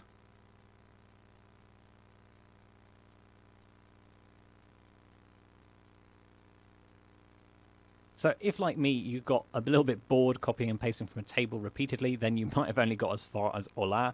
The important thing is that you've tried it out a little bit. I got bored quite quickly, to be honest. And I just want to show you that this encoding can be done much more easily if by code. So if we do encoding.utf8, that's going to use the UTF-8 encoding. And I would just include the right namespace here. What namespace is it? Using system.text is the one we want. So encoding.utf8, and then we can do get bytes, which takes in the string. So I can then type in the Hola Mundo from my slides. I'm going to have to copy over the bytes here because I don't actually have this key on my keyboard. So Hola Mundo, like so. And then we are going to get the UTF-8 encoding from this. What is the return type? It is a byte array, so byte array, which I'm going to call bytes, and then we need to write this array. So you could do this as a for loop, or we can use the write method, which takes the byte array, and funnily enough, for reasons that we're not going to go into too much, it also, you have to tell it where to start reading from that byte array and where to finish reading from the byte array, which is just going to be the bytes.length, like so. So there's reasons for that, but we're not going to go into too much detail as to why that is. So now I can remove all these write bytes, and we can go ahead and try it out. So saving once the project's reloaded, and then go to save, and you can see that it is successfully written in UTF-8 into this save file. So we've learned a lot in this lecture. Hopefully now you know how to open files, how to write to them, and how to convert text into binary so that it can be written into a file. Next lecture we're going to be doing the inverse of this and reading from a file. See you there.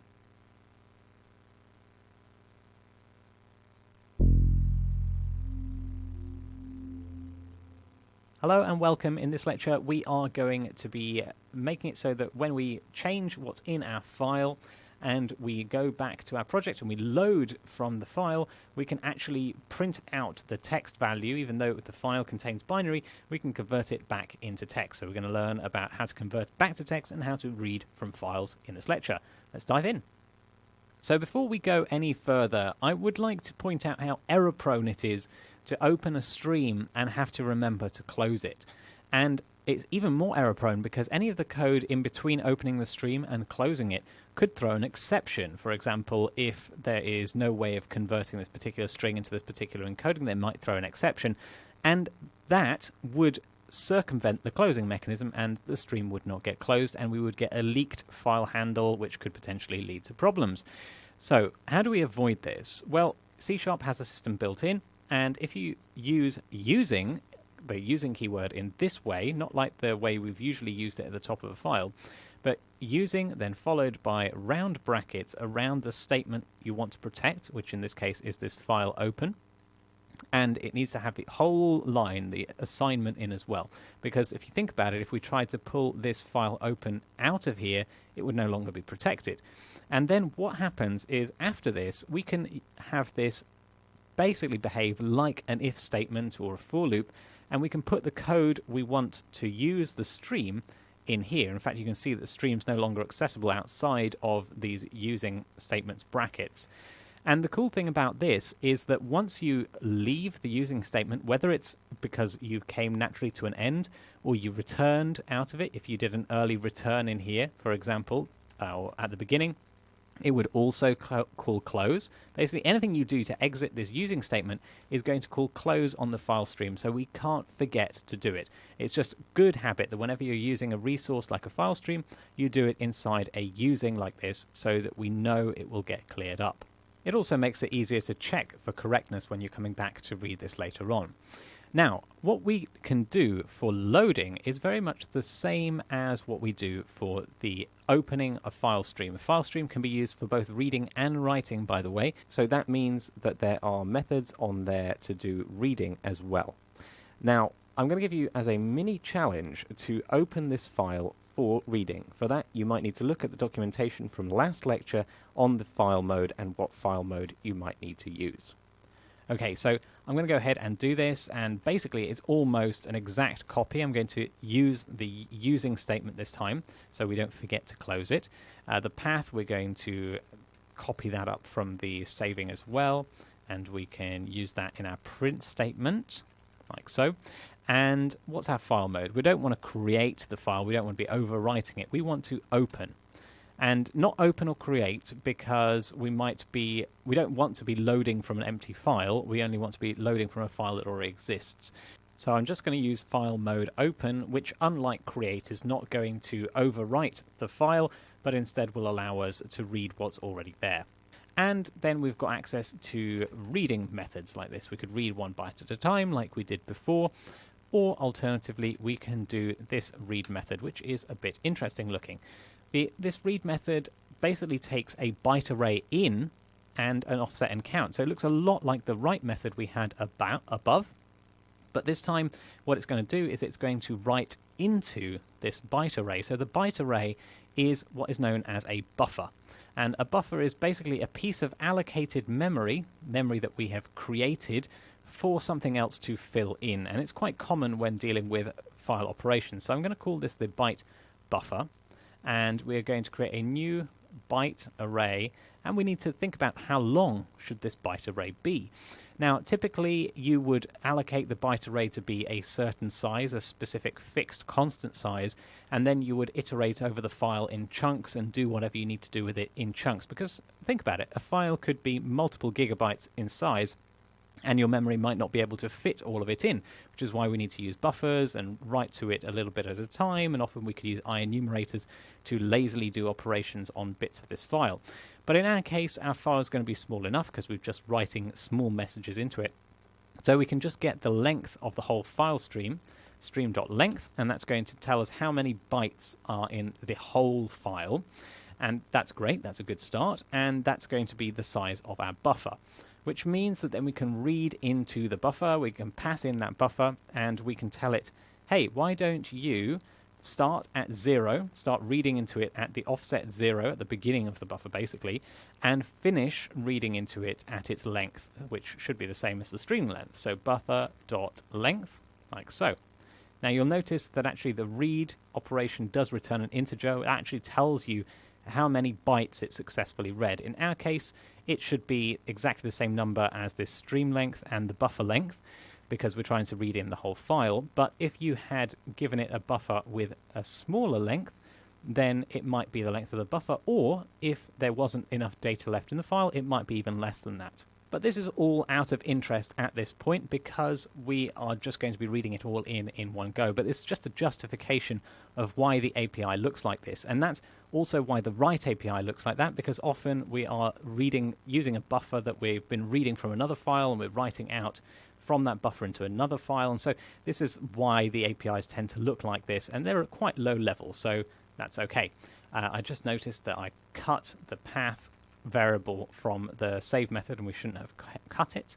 So hopefully now we have got a buffer which is the right length that has read from the file, but it is in bytes and not a string. So this is going to be your challenge, to convert the bytes that we got back from the file into a string. So explore again that encoding.utf8 APIs and see what you could possibly use to convert the other way, and what is the print result. So just take the string and print it out, and that should be a good start. And you could even type something else into the file and make sure that you're reading that back rather than just what you had written into it at the beginning. After all, this is just a text file, so you can open it up with a text editor and write into it. Pause the video and have a go. Okay, welcome back. So we are going to explore this API. We've got encoding.utf8, and we're going to do dot. Now there's get bytes, which we have already used, but there is also a get string down here, which takes in some bytes. There's a few overloads here. One is a byte array. Perfect. So I'm going to pass in the buffer as our byte array, and what we get back should be a decoded string.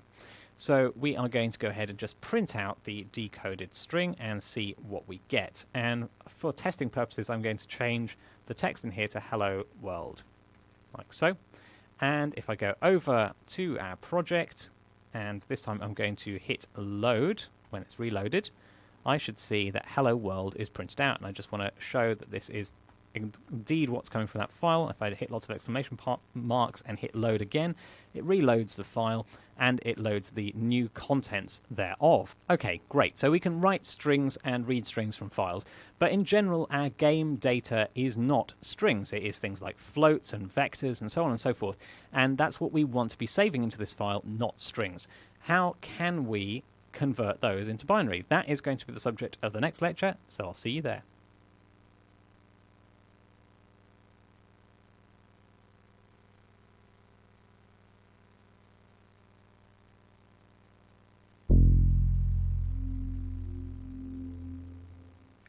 Hello and welcome. In this lecture we are going to be getting a rudimentary saving system in place, so that if I hit save, you can see I've saved to a save file and there's some incomprehensible binary gobbledygook in our save file. But if I then move away from that location, I can actually reload the save file and boom, it takes me back to where I saved. Fantastic. How are we going to do that? Let's dive in and see. So how do we actually store something useful for a change rather than all these strings about hello world? Well, we want to be able to serialize something, for example, like our player position. Now, I use the word serialize there, and that's just a fancy way of saying I want to take the representation of some state and turn it into binary, which is basically what we're doing here with this string. You could say that we are serializing this string into binary, and then going backwards we are deserializing the string. Now we can do that with many data types. We want to serialize, for example, floats and ints and vectors, and in fact whole things like the player movement and the health state and all those kinds of things. All of that we want to serialize. So how are we going to do that? Well, I'm going to create a couple of private methods in here. One of them is going to be to serialize the vector. So we're going to return a byte array, and we'll call it serialize vector, like so. And obviously it's going to take a vector 3 as its input of, I'm going to call that vector. So whatever the vector is, it's going to serialize it. And then we're going to do some stuff in there to return a byte array, and we want the inverse of that, which is going to be to deserialize, which will take a vector 3 and deserialize it, so deserialize vector, and it is going to take a byte array as its argument, and we'll just call this the buffer, as we have called it before. So how are we going to implement this, and what's the point? Well, the point is that here, when we are saving to the file, we are going to use our serialize vector method. Let me show you how. Instead of trying to serialize this string, which is pretty useless, let's go ahead and get the transform of the player. So I'm going to have a transform variable in here called the player transform. And how are we going to get that? Well, I'm just going to do a get player transform and create that method. So we're going to generate the method, and where's it gone? It's gone up here. Want to move it down below our public stuff at the very least. And then we can do a game object find with tag, and we know how to do this now, the player, and we're going to get the player's transform, and that's what we're going to return. Okay, so, oops, accidentally closed that file. There we go. Control-Shift-T reopens it, by the way. So that's got the player transform, and then we want to somehow serialize that into an array of bytes. So we're going to have a byte array, which I'm going to call the buffer, and we're going to assign from that the serialize, or to that we're going to assign a serialize vector, and it's going to take in the player transform dot position, like so. So that gets us the data, which we're then going to write into the file. I'm just replacing out where I had bytes with buffer, so we're writing the buffer out into the file, which is going to write out the vector, which means on the other end you can then read it out, and that's going to be part of the challenge for you. But how do we actually do this serialization? Well, we can use the methods in bit converter. So bit converter dot, and then you can use a few methods in here. One of them is the get bytes method, and that allows us to take in various overloads of primitive types. So you can use booleans, chars, doubles, shorts, ints, floats, and longs, and stuff like that. Basically, all these primitive types, it can take in and turn them into a set of bytes for you, into a byte array. And that's what we're going to be doing for our vector. So we can take our vector and split it up into the state that it actually contains, the x, y, and z. And that's going to return us a byte array here, like so. Now, we want to put all these byte arrays together. So the way I'm going to do that, because I'm going to have more than one, I'm going to have a byte array for x, y, and z. And the way I'm going to do that is by introducing a byte array at the top, which I am going to call the vector bytes. And this is just going to be an empty one, new byte array, and we are going to make it how big? How big should it be? Well, let's think about it. There are 3 floats that need to fit inside this byte array. So it's 3 times however big a float is in bytes. How many bytes does a float take up? Well, you could Google it, but generally speaking, it is 4 bytes. So that should give us enough space to store our floats in. And then once we've got this vector bytes, we need to copy in the byte array that we've got back from our bit converter. So I'm going to get that and do a copy to, and then you can paste in the array that you want to copy it to and the index you want it to start copying at. So the first one we're going to put at index 0. So at the 0 bytes it's going to start writing in. And then the next one, where are we going to put that? Little challenge for you. Have a think about where is that going to go? Well, if each float is 4 long, then we want to start at 4 because that will be after the vector x. And then we can do another one. So what you're going to end up with is a chunk of vectors, basically of 4 bytes each. We're going to get a total of 12 bytes overall filled with float information. So we've got 3 floats in those 12 bytes. And so at the end of this statement, I am going to return the vector bytes to complete our serialization effort. To go the other way is quite similar. This time we have to read in our bytes, so we're going to do a bit converter and see what we've got.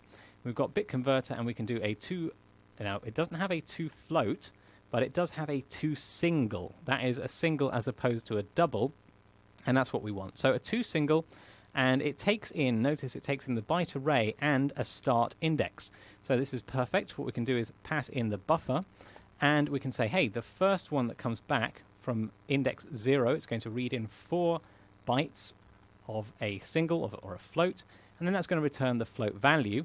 So we need to create a vector we want to store. So I'm going to have a vector 3, that's going to be the result. It's going to be a new vector 3, like so. And then this result, we can say result.x, it should be equal to this first portion from position 0.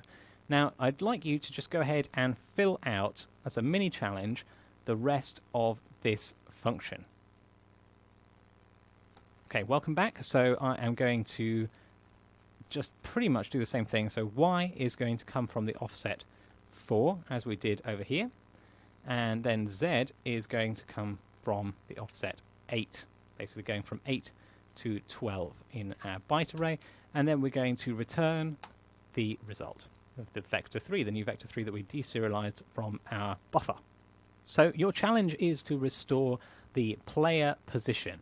Now, we've saved it already in our save function. So what you need to do is update your load function to get that player position from the save file, and then make the player go to that saved location. So now what should happen is, if you walk around the world and save and then move to a different location, when you hit load, your player should jump back to the location at which you saved it. So pause the video and see if you can get this to work. Okay, welcome back. So we're going to start off with updating our load function, which is basically what we're doing at this challenge. So instead of doing this string conversion from the buffer, we know the buffer now contains a vector rather than a string, or it should do anyway.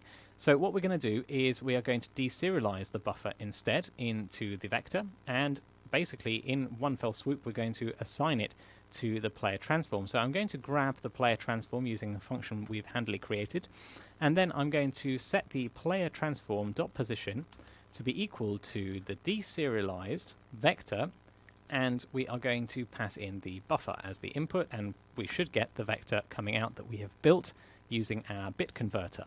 So hopefully, let's see that if that works. Go ahead and hit play over in the editor, and I'm going to run over to a location that wasn't our start location and hit save. Now I want to show you that the save file has now been updated with stuff that is incomprehensible, because they are bytes that aren't part of the Unicode encoding, or if they are part of the Unicode encoding, they don't really make any sense because they are just floating point numbers. They are locations in space that aren't getting rendered properly. So we are then going to move away from that location that we saved, and if I hit load, bam, I go back to the location I saved. Obviously, it's also remembered where I wanted to move to from the before the load, but that's okay. We are definitely getting the saved location of the file. If I can save again, you can see that it's overwritten it, and now that new save location is where I will load back to no matter what I do. So we've got the rudiments of a very, very basic saving system here, and the point of all that was to really take you over and give you an understanding of what serialization and deserialization is all about. Now in practice, we wouldn't go around doing this for every single one of our classes, manipulating byte arrays and using bit converters for all the basic types.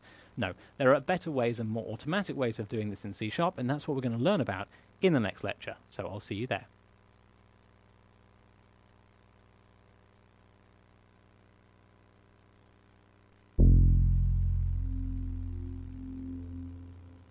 Hello and welcome. In this lecture we're going to get very much the same result as last lecture, where I can save and move away and reload the previous location, except this time we're going to be using C#'s built-in serialization system that makes it far easier, and we don't have to muck around with any bytes like we were doing in the previous lecture. Let's dive in and see how it works.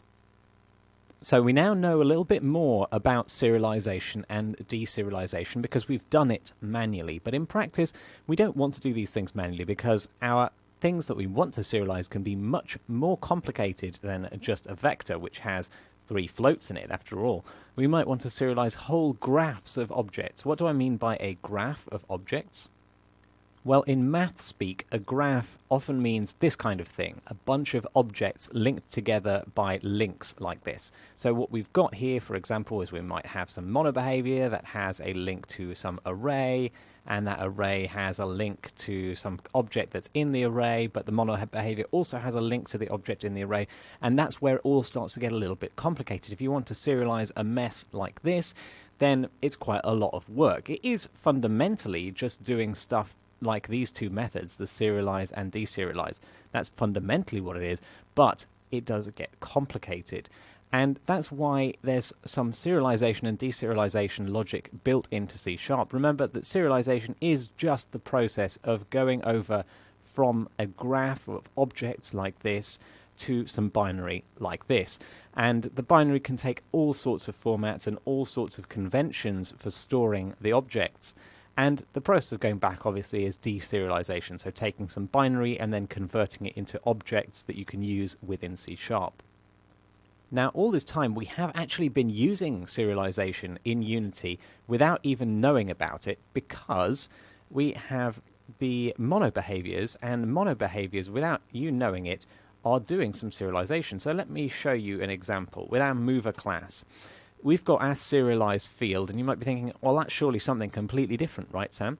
No, it's not, because what this is doing for Unity is it's saying, in this mover class, I want you to make sure you save the transform and the float whenever you are serializing the scene file. So, or the in this case, it could be prefabs as well. So if this mover is inside a prefab or a scene file, then when you are twiddling the properties in the inspector, what it's doing is it's serializing that data into the binary file, which is our scene file or our prefab file. And then when we load a scene, or we reload the editor, or we instantiate a prefab, it is deserializing from that file and creating a mover class in memory. So we have actually seen serialization and deserialization before, but you probably just never knew you were using it. So how do we do it using C#'s built-in system? Unity's system's a little bit different and has some limitations that mean we're not going to use it. But how do we use the C# system? It's all hinged upon the use of something called a binary formatter. So I'm going to use that and then see what namespace we have to use. Binary formatter is what I want. And if I control dot to find out what namespace that's in, that is in using .system.runtime.serialization.formatters.binary. That is such a long path. I'm glad I'm not typing that in manually. So binary formatter. We want to create one. Now this is odd. You've never really done this where you have to, what we want to do is just have a method to serialize and deserialize. But in this case, the way the API works is we need to create a formatter first, which we just do with a new binary formatter. And then with the formatter, we can call its .serialize method.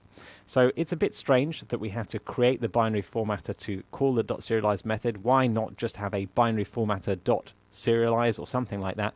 Well, because often we might want to do serializing more than once using the formatter. We might want to build up a bunch of things. This is just one of the methods on the formatter, so there are other ways of using it that make more sense for it to be separate.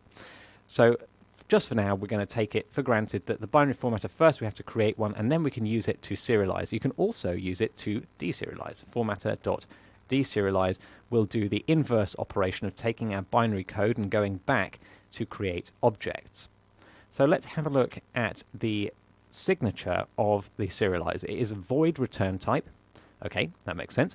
And then we have to pass in a stream for it to write to. So we've got a stream, we've got a file stream already. Now there are different types of stream, but basically a stream is anything where you can write or read out binary bits, binary data. And a file is obviously one of those things. So we can stick a file in as a stream, and we also need to pass in, look, it says graph. We need to pass in an object, and basically what object do we want to pass in? If this is our thing that we're trying to serialize, what we pass in is the root object. And then C# is really clever. It follows all the relevant links and serializes everything else that is pointed to by the root object. In our case, we're going to use very simple objects to start off with. For example, we're going to use the vector to do that.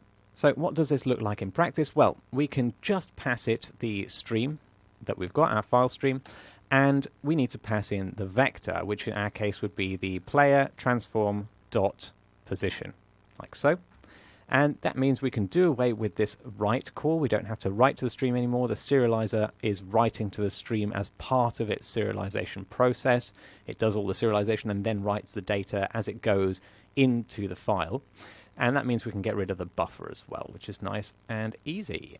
So okay, we've got our basically nice simple code. But there is an issue here. If we try and run it, which I'm just going to show you.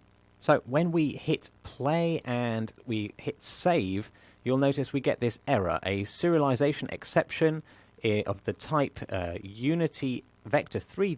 Vector 3 is not marked as serializable. Why is that? Well, because C# doesn't just serialize any old class. You have to mark it as serializable. Why doesn't it just serialize anything? Because there are some things that don't make sense to serialize. For example, you might have a handle to an open network connection. If you were to reload that, the network connection can't come back without some setup. So there are things that just don't make sense to serialize. And for whatever reason, Unity haven't marked the vector 3 as serializable. So we can get around that by creating our own vector 3 that is marked as serializable, and in the process I'll be able to show you how it is that we mark things as serializable for C#'s purposes. So I'm going to create a serializable vector 3 .cs file, and then we are going to create a simple, straightforward class for the vector. And if you feel confident in this sort of thing, you could go ahead and create this class automatically. It's going to have to store the same state as the vector, so see if you can do that. If you're not confident in that sort of thing, don't worry, I'll just do it with you. So I'm going to put this in a namespace of rpg.saving, and that's going to be our serializable vector 3. It's going to contain what state? What state does a vector contain? Well, we know it takes an x, a y, and a z float. So I'm just going to do them all on the same line because they're the same type.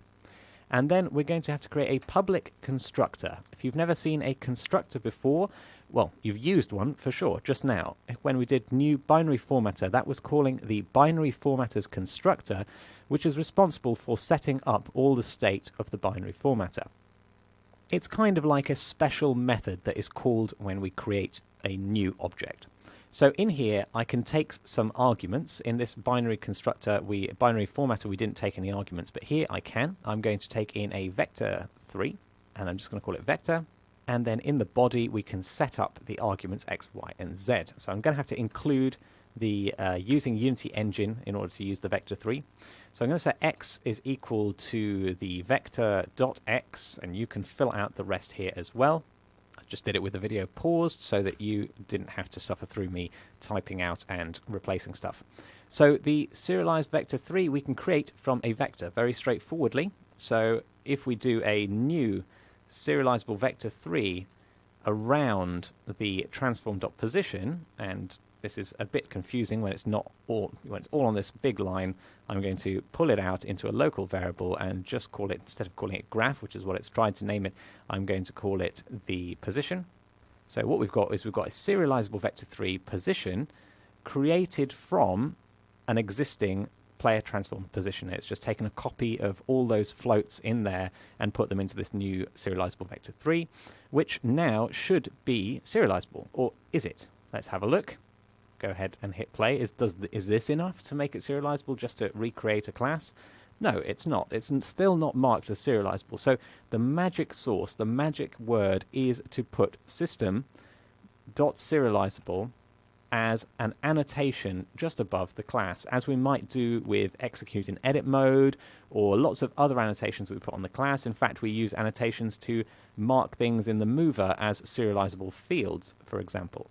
But unlike Unity's system of serialization, by default in C#, setting a class as serializable means that all of its fields will automatically try to be serialized. So it's as if we had put serialized field against every field in a mono behavior.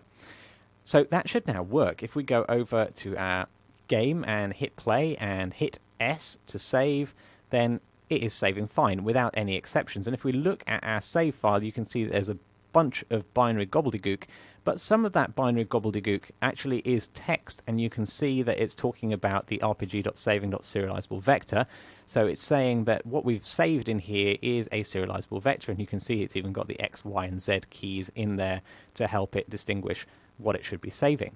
So it's time for a challenge for you to restore the player's position again using this new binary formatter system. So I want you to update the load function. You're going to be using the binary formatter .deserialize, so have a look at the signature of deserialize and see what you've got there, what's coming back, what's coming out of it. You might need a cast. Now this is because the deserializer will return just an object. It will have deserialized the binary and said, yep, I know that this is coming back as an object, but you need to make sure that the object that came back was what you were expecting. Remember that this save file could have been created by an earlier version of an application where you were saving something different, so you don't actually know for sure that what's coming back will be what you were expecting. So this is where you do a cast, and if it's the wrong thing, it's going to throw an exception. That's okay for now. We can always deal with exceptions just by deleting the save file for the time being. And then we're going to convert the serializable vector3 that we got back into a vector again. So you need to create a method to convert it back. I'm going to just create the skeleton of it and you can fill it out. I'm going to have a public. It's going to return a vector3 and it's going to just be to vector.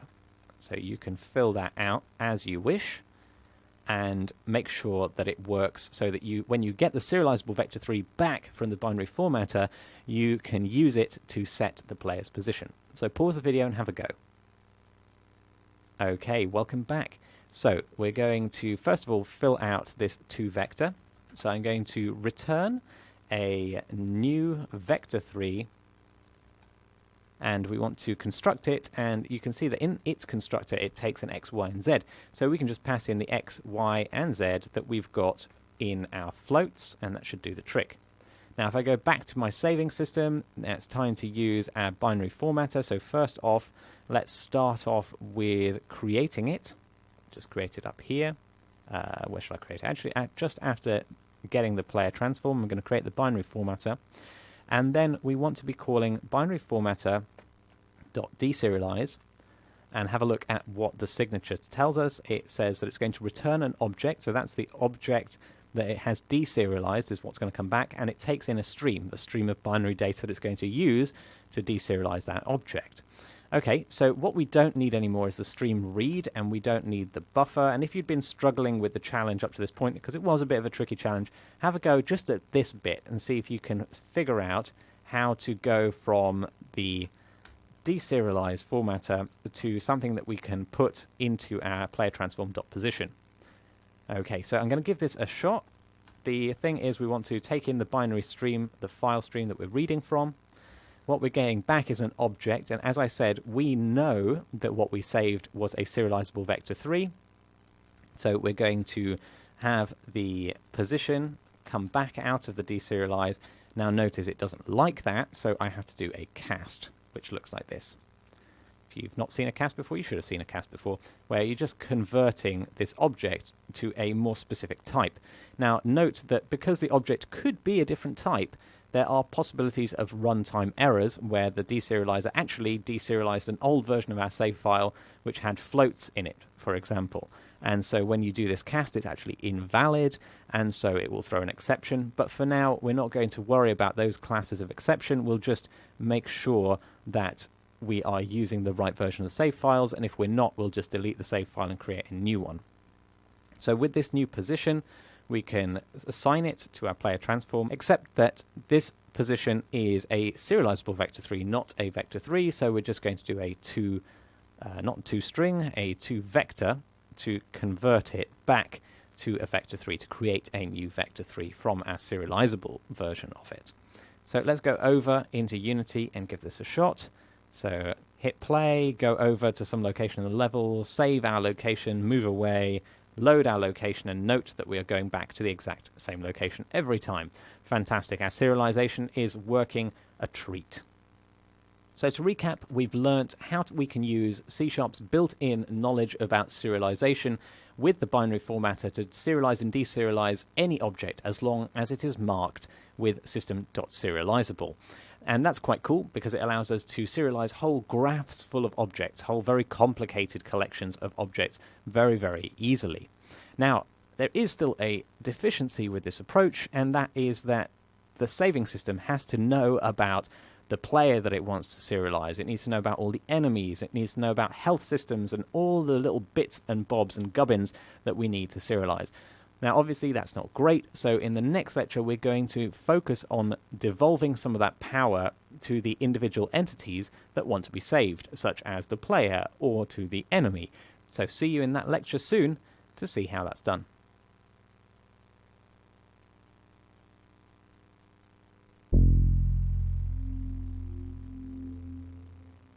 Hello and welcome. In this lecture, we're going to be working on getting our responsibility for saving devolved to the actual game objects that want to be saved. So that, for example, this enemy, he wants to be saved, so he has got a savable entity script on him, which the save system will recognize and use to capture his individual state and put it in a dictionary that then gets serialized. Let's dive in and see how those components work. So our saving system at the moment has a bit of a glaring problem, which is that it knows too much. At the moment, it has to know very specifically about the fact that we have a player and the tag that this player has. If we have a look in our saving system class, you can see that it's got this find with tag and it knows about the player tag. So you couldn't just drop this into another game if, for example, you didn't have a player tagged with tag and you wanted to save its position. It knows too much about your specific game. And this becomes evident when we have to start remembering where all the enemies were in the world. For example, like this. Suddenly your saving system has to know about all the enemies, all the players, maybe all the doors or chests that you've opened, all that information. It's just too much for one class to be handling. So we want to change this into a you-know-nothing kind of system. And the idea here is that the players and the enemies will, on their game objects, on their prefabs, they will include something from the saving system. They'll include a savable entity, which is a flag to the system saying, hey, I can be saved. I'm an entity in the world that knows how to be saved. And we'll go a little bit further than this even by making the individual components responsible for their own state, so we don't have to worry about when we add a new piece of functionality how that's going to be saved. We don't have to go and change these savable entities, but that's for a later lecture. For now, we're just dealing with this. How do we tag things as wanting to be saved in the scene and allowing those things to have their own responsibility for saving? And this means that now the save system only has to rely on one thing, the savable entity. It can find all the savable entities in the scene, ask them to save themselves, and then store the values into a big data structure, basically sorted by some sort of identifier. So it can say, hey, you are identifier 1, you are identifier 2, 3, 4, and I know how to restore you when we come back into the scene. I can find you again and restore your specific state. Now, that part of the puzzle, which I just explained, requires us to revise the idea of a dictionary. You may have come across a dictionary before, you may not have come across a dictionary before. It's very simple. It's basically a lookup or an index of a book. So the idea being that we've got some keys and some values, and we want to find a value by giving it a key, very much like in the index of a book. We've got a keyword and we want to find the page that it refers to. In this case, with a book, the key would be the keyword and the value would be the page in the book. So the way we use a dictionary is with this long-winded type. You can see it has these angle brackets because it is a generic type. And the idea is that we've got a dictionary that goes from the key type, so this could be any type you like. Often it is a smaller, less information type, so it could be a string, an int, a float, something like that. And then the value type, which could be, say, a mono behavior, or it could be this savable entity. It could be the state of the savable entity, for example. And then dictionary is going to be the variable name. How do we use it? Well, the main things we do with a dictionary is we assign into the dictionary, which is to set a new key-value relationship. In this case, we are setting the value key, or the key, to be pointing to this value over on the right-hand side. And then the inverse of that is to look up in a dictionary where we just provide the key and the value gets given back to us. So that's the shape of the dictionary that we're going to be using. Now let's have a look at how we can create this savable entity as a starting point. It's going to be under the saving system namespace, so I'm going to create a new file called savableentity.cs, and then I can create a mono behavior, and I'm going to stick that mono behavior in a namespace called rpg.saving, same namespace as our saving system. And then we've got our savable entity. Now, as I said, the savable entity wants to react to stuff coming in from the saving system. But first, let's go over and see where we want to add it. We've already said that we want it on all the enemies, and we've already said that we want it on the player. So the logical place to put this is at the root of both of those, which is the character prefab. In the character prefab, we can go ahead and add a savable entity as a component on here, and this just means that now every character that we plonk into the scene is going to be savable. The save system cares about it and wants to know what state it has so that it could restore it at a later stage. So let's have a look from the outside, and then we can work out what methods we're going to need on the savable entity. At the top level, we've got our saving system and our loading system. First of all, let's think about saving. What we want to do is we want to get some state that we can serialize into our formatter. So for that, I am going to create a new function in here that is going to be capture state, like so. And I'm just going to go ahead and create it, generate the method, and you can see that it has generated it with a return type of object, and I think that's okay for now. Let's go and put this a little bit further down the file, and I'm going to get rid of the get player transform because we don't want to know this much information. We also don't want to serialize and deserialize vectors in here, so we can get rid of some of this dead code, which is always good stuff. If you can get rid of dead code, it's amazing. So now we don't need to capture our player transform. We don't need to do this converting of the serializable position in there at all. We just want to capture the state. Okay, that's pretty straightforward. And the same goes on loading. Instead of loading in from and doing all this casting of the serializable vector, what I'm just going to do is I am going to create a restore state function. And that's going to take on all the responsibility for restoring the state of the whole shebang, the whole game. And I'm going to go ahead and generate that function too, generate the restore state, and I'm just going to stick that below our capture state, and I'm going to rename its variable to state, like so. Now I don't want it to throw when we try and run these, so I'm just going to put in a return null at the moment for the capture state. What we actually want to return here, the state of our entire game, is going to be a dictionary, as I just said, a lookup table from the identifier of a particular game object to the state. Now we'll talk about identifiers in just a second, but for now, let's assume that they are going to be strings. So we want to create a new not directory, but a dictionary, and for that you may need a namespace, which is going to be using system.collections.generic, like so. And then we're going to use this syntax that we've learned on this slide. So the key type is going to be a string for the unique identifier, and then the value type is just going to be object. We don't care how what kind of object is the state that comes back from a savable entity. It's just an object. As long as we can serialize it, which we'd find out at runtime anyway, we can't find out from the system at compile time. So we're going to create a dictionary. This is going to be our state, and I'm just going to use a new dictionary string object. It's automatically given me the suggestion given that I knew what type it was. So this has created a new dictionary, and I could store state into it by doing a state and then saying like, hello, that is my key, and then I can store some value into it, which is like, I don't know, 5, that's my state, and then I can return this state, and that's what's going to go into the file, because the dictionary is a serializable thing by C# standards, so that will go into our save file just fine.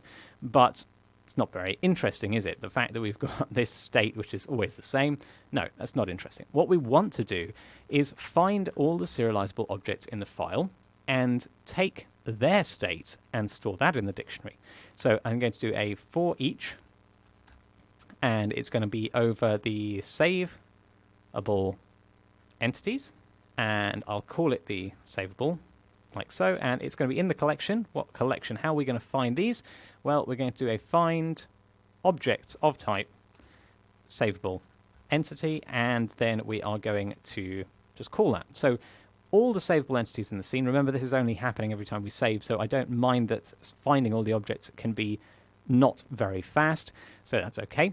Saving in general is not very fast because we're going to the disk, and that is quite a slow operation. So in general, saving is an expensive thing to do, which is why we don't do it at every second of our game. So what we've got here is a for loop that goes over all the savable entities, And what we want to do is capture their state and stick it in the dictionary. So let's go back to our savable entity and create some APIs for that.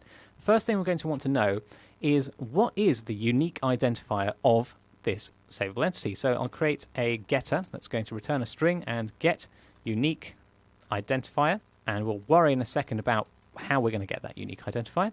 For now, I'm just going to return something. It's an empty string. And the other thing we need is to get the state, to capture the state of this savable entity. So it's going to return an object because that state is an object. And I'm just going to call it capture state, exactly the same as we had at the higher level. And at the moment, we're just going to return null. But I'm also going to put a print statement here saying capturing state for, and then the unique identifier, so that we can see that this is working, that all our state is getting captured. So now I can call on the savable entity. I can call savable.captureState, and that's going to return my state object. And I want to store that state object into the dictionary. So it's going to be state, then these square brackets, and then the key, which we've said is going to be our unique identifier. So savable.getUniqueIdentifier is equal to, and then the capture state. So in this way, we have captured all the state in our scene in one fell swoop. It's up to now the savable entity to do the heavy lifting of figuring out what the state on its particular entity actually is, but that we're going to deal with in a later lecture. For now, this is enough. We are storing it into the dictionary, and we want to go back the other way. So for that to happen, we're going to need a restore state on the savable entity as well. So this is going to say, hey, savable entity, here's your object. So restore state takes a object, which is going to be our state, like so. And we don't know what type that object is, but hopefully the savable entity will work it out. So it's going to restore the state. It needs to be a void return type. I'm missing that. And at the moment, we're just going to, again, print out that instead of capturing the state, we are restoring the state for this unique identifier. So that's all we're going to do in this lecture, is getting them printing out. That's going to be the challenge. But first, let me show you that because in this restore state, we are taking in an object, because we don't know yet that it's a dictionary, but we do know that what we're serializing here is a dictionary. So what we need to do is we need to do a cast. So we're going to have the dictionary, and I can't call it the same thing as what's coming in here. So I'm going to call this the dictionary. I'm going to call the state dict, short for dictionary.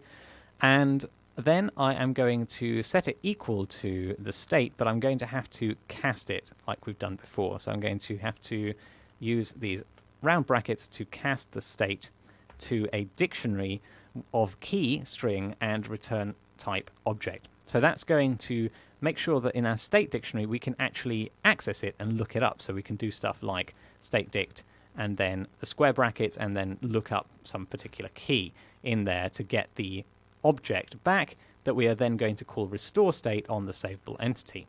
Now remember that the savable entities already exist in the scene. You don't have to create them. All we've got to do is update them. So you can very much use a for loop that's like this. It's just going to be the bit inside the for loop that is the interesting bit. So your challenge is to call restore on all those savable entities. So first of all, check how many entities are being captured by going to the logs and printing it out. For example, for me, that would be done like this. I go over and hit play, and then I go to hit save. And I can see that in my console, if I collapse my logs, that it has called save on how many things? Funnily enough, it's not giving me a number. If I collapse, it's probably too large to fit on my particular scaling ratio. But if I can just count them. So I've got 1, 2, 3, 4, 5, 6, 7 items in the scene that I want it to be restoring. So that you can check for your own scene, how many entities are you capturing. Fill out the restore method. By this I mean the restore method at the saving system level. So here we haven't got very much. This is what you've got to do, like so. And then you should ensure that you're getting the right number of restores, namely that it is going through all the savable entities in the scene and restoring them. So pause the video and have a go at this challenge. Okay, welcome back. So let's give this a shot. As I said, basically we're doing the same for each because the savable entities already exist. We don't have to go about creating them. So I'm just going to be finding a savable entity, and then I want to look it up in our dictionary, look it up in our index. So we've got a state dict which is a dictionary, and I can look it up by using the unique identifier of our savable, which we're going to fill out at a later date in the next lecture. And then from this unique identifier, we are going to go and look it up and basically restore it. So we're going to do a savable dot restore state, and the state it's going to take is this state dicts state, like so. Okay, so let's see whether that's going to be calling restore state enough times. Go ahead and hit play. I'm going to save. I'm going to hit restore with the load, and you can see it's doing restore state for lots of things. Let's see, 1, 2, 3, 4, 5, 6, 7 times. Okay, so that's basically saying it's going through the right number of times. Now, is it restoring to the right thing? Probably not. It's probably going to be taking the same state each time from the state dictionary, because our unique identifier isn't very unique at all. So we could actually fix that a little bit, but not without knowing a little bit more about unique identifiers. So that's going to be the subject of the next lecture, to see how we can actually generate these unique identifiers and make sure that they are the same between loadings of our game, so they don't get regenerated every time we load our game, because obviously that wouldn't help us with restoring. Okay, I'll see you in the next lecture.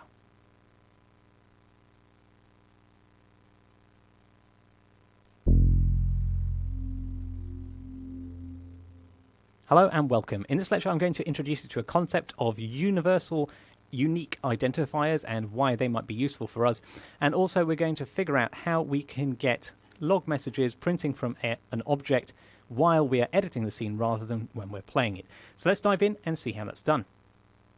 So we notably totally avoided the issue of unique identifiers in the last lecture, and the reason for this is they are very complicated to implement. It's going to take at least 2 lectures for us to fully implement these unique identifiers.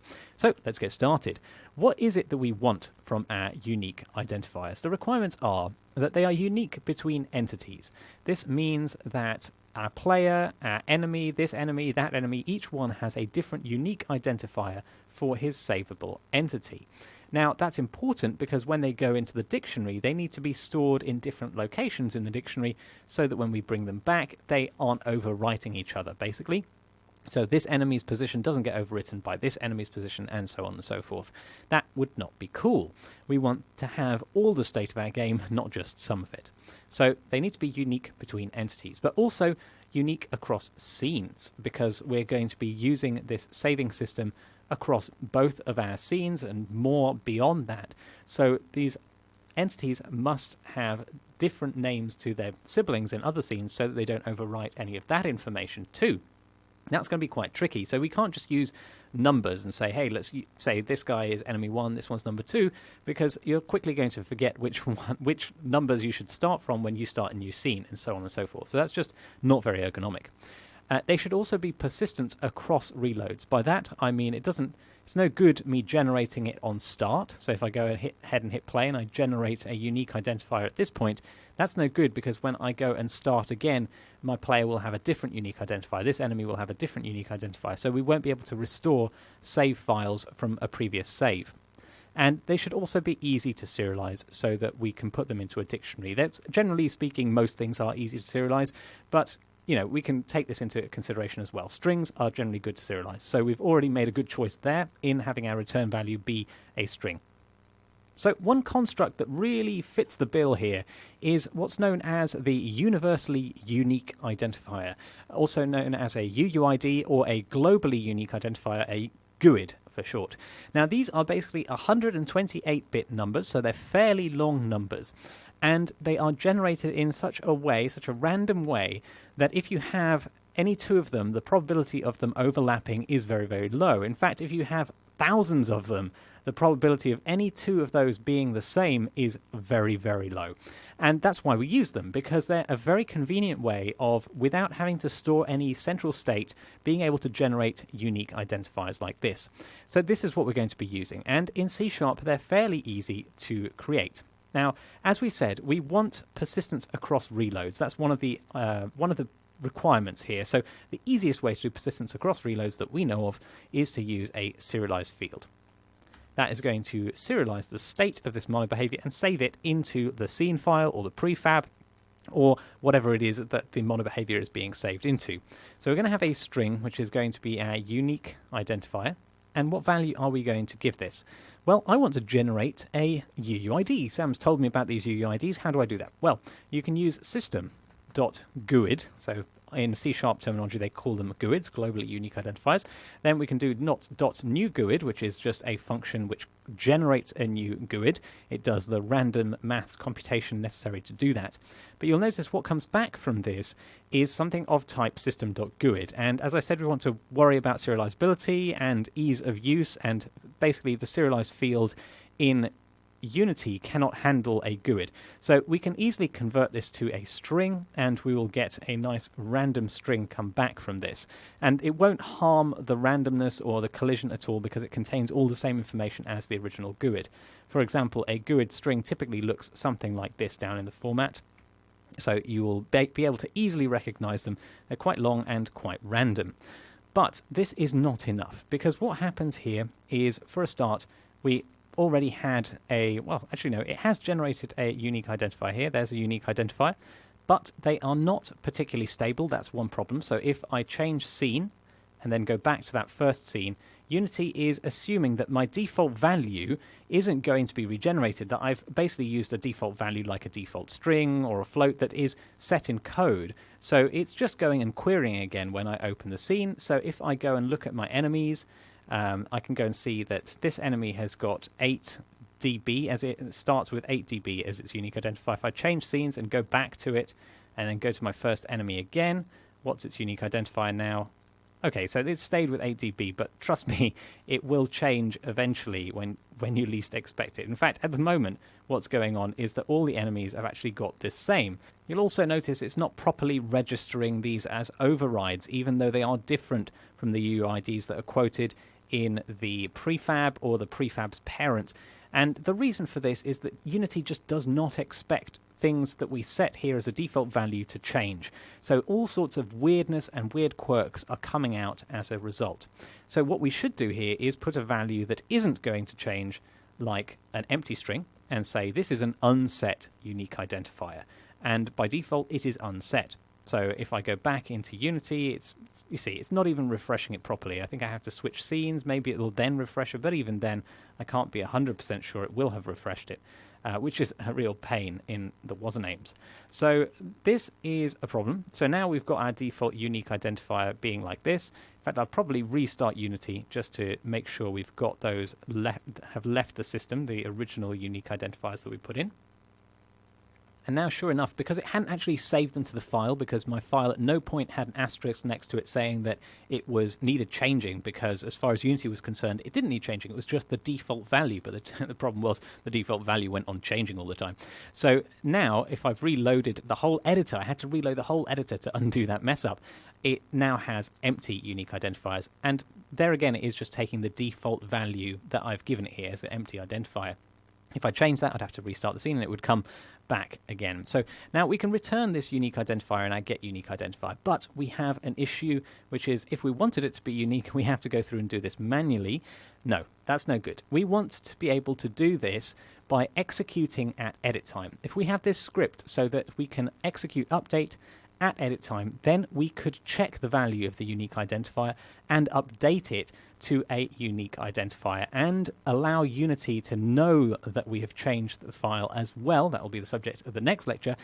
And so that it will say, hey, this scene file has changed, it needs saving, and those unique identifiers will end up being saved in the scene file, not in the prefab file, because if we had it in the prefab file, then any two instances of the prefab would have the same unique identifier, thus not being unique between entities. So it needs to be saved in the scene file, and that's what we're going to be doing.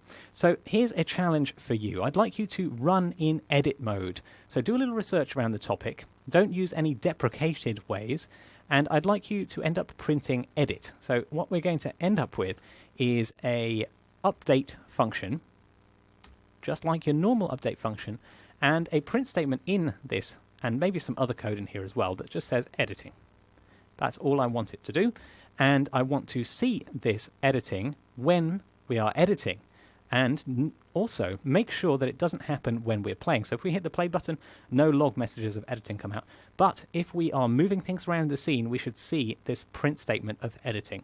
Pause the video and do a little bit of R&D to see if you can figure out how this needs to be done. Don't worry if you've never seen this before and you aren't sure how to work it out. Give it a stab, and if you still can't figure it out, come back and watch the solution. Okay, welcome back. So what we're going to do is we're going to annotate our class for Unity to know that it should be executed when we are editing. Now, the old way of doing this was execute in edit mode, but that is now a deprecated way of doing it because it didn't take into account that we had prefab scenes and things like that. But now that we have prefab scenes in newer versions of Unity, we need to use execute always instead. And this means that update will be executed both in playtime and in edit time. So to make sure that we aren't running this print statement when we are playing, we can do if application.isPlaying, and then we can pass in an object in the scene that we want to check is playing. In this case, we are the savable entity, so we can pass in our game object that we are attached to check whether the scene that this game object is in is actually playing. Oh, that's a mouthful. Okay, so we're going to return if that is the case. If it is playing, we don't want to be executing. So we can go over and have a look at our console logs and see whether we've got lots of editing. Yes, we do. If I clear that, you can see update in editing works a little bit differently to in the scene. It doesn't happen every frame. It happens every time we edit something in the scene, sometimes when we hover over things as well. You can see I'm just hovering over stuff in the game view, but if I'm not in the game view, I need to actually select stuff or move stuff, and then it updates it calls update. So this is the place where we are going to be making changes to our unique identifier that is going to be saved into our scene file. But to do that, we're going to do that in the next lecture. So I'll see you there.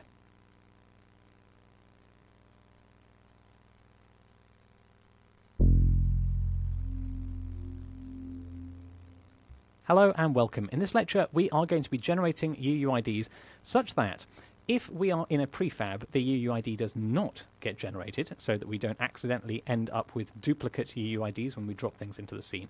But when we are in the scene file, they do get generated, and you can see that they show up as modifications, and they will get saved correctly into the scene file, so that every enemy, every player, every entity that we want to save in this scene has got its unique identifier, so it can be correctly restored from the save file. Let's dive in and see how we can edit these properties in a scene file.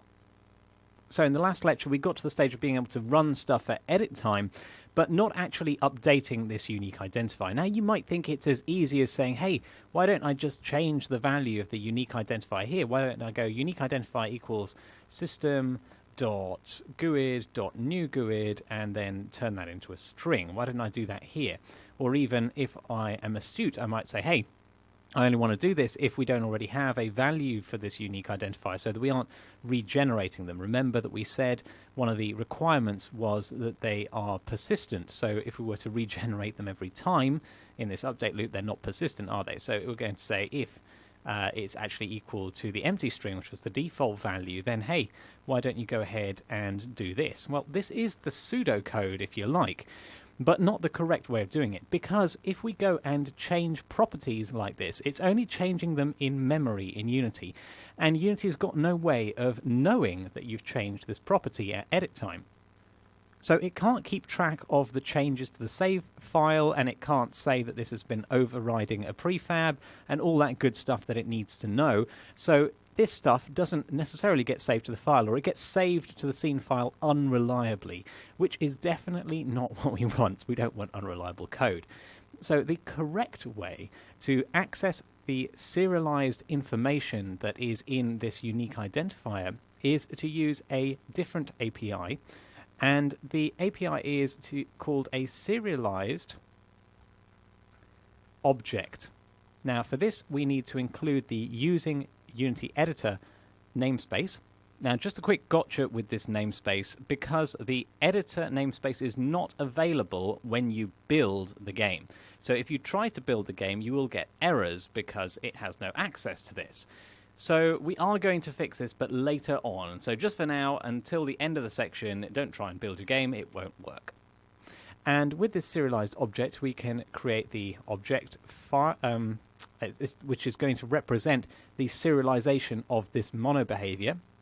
To do that, we do a new serialized object and we need to pass in the object that we want to find the serialized object for, so just this.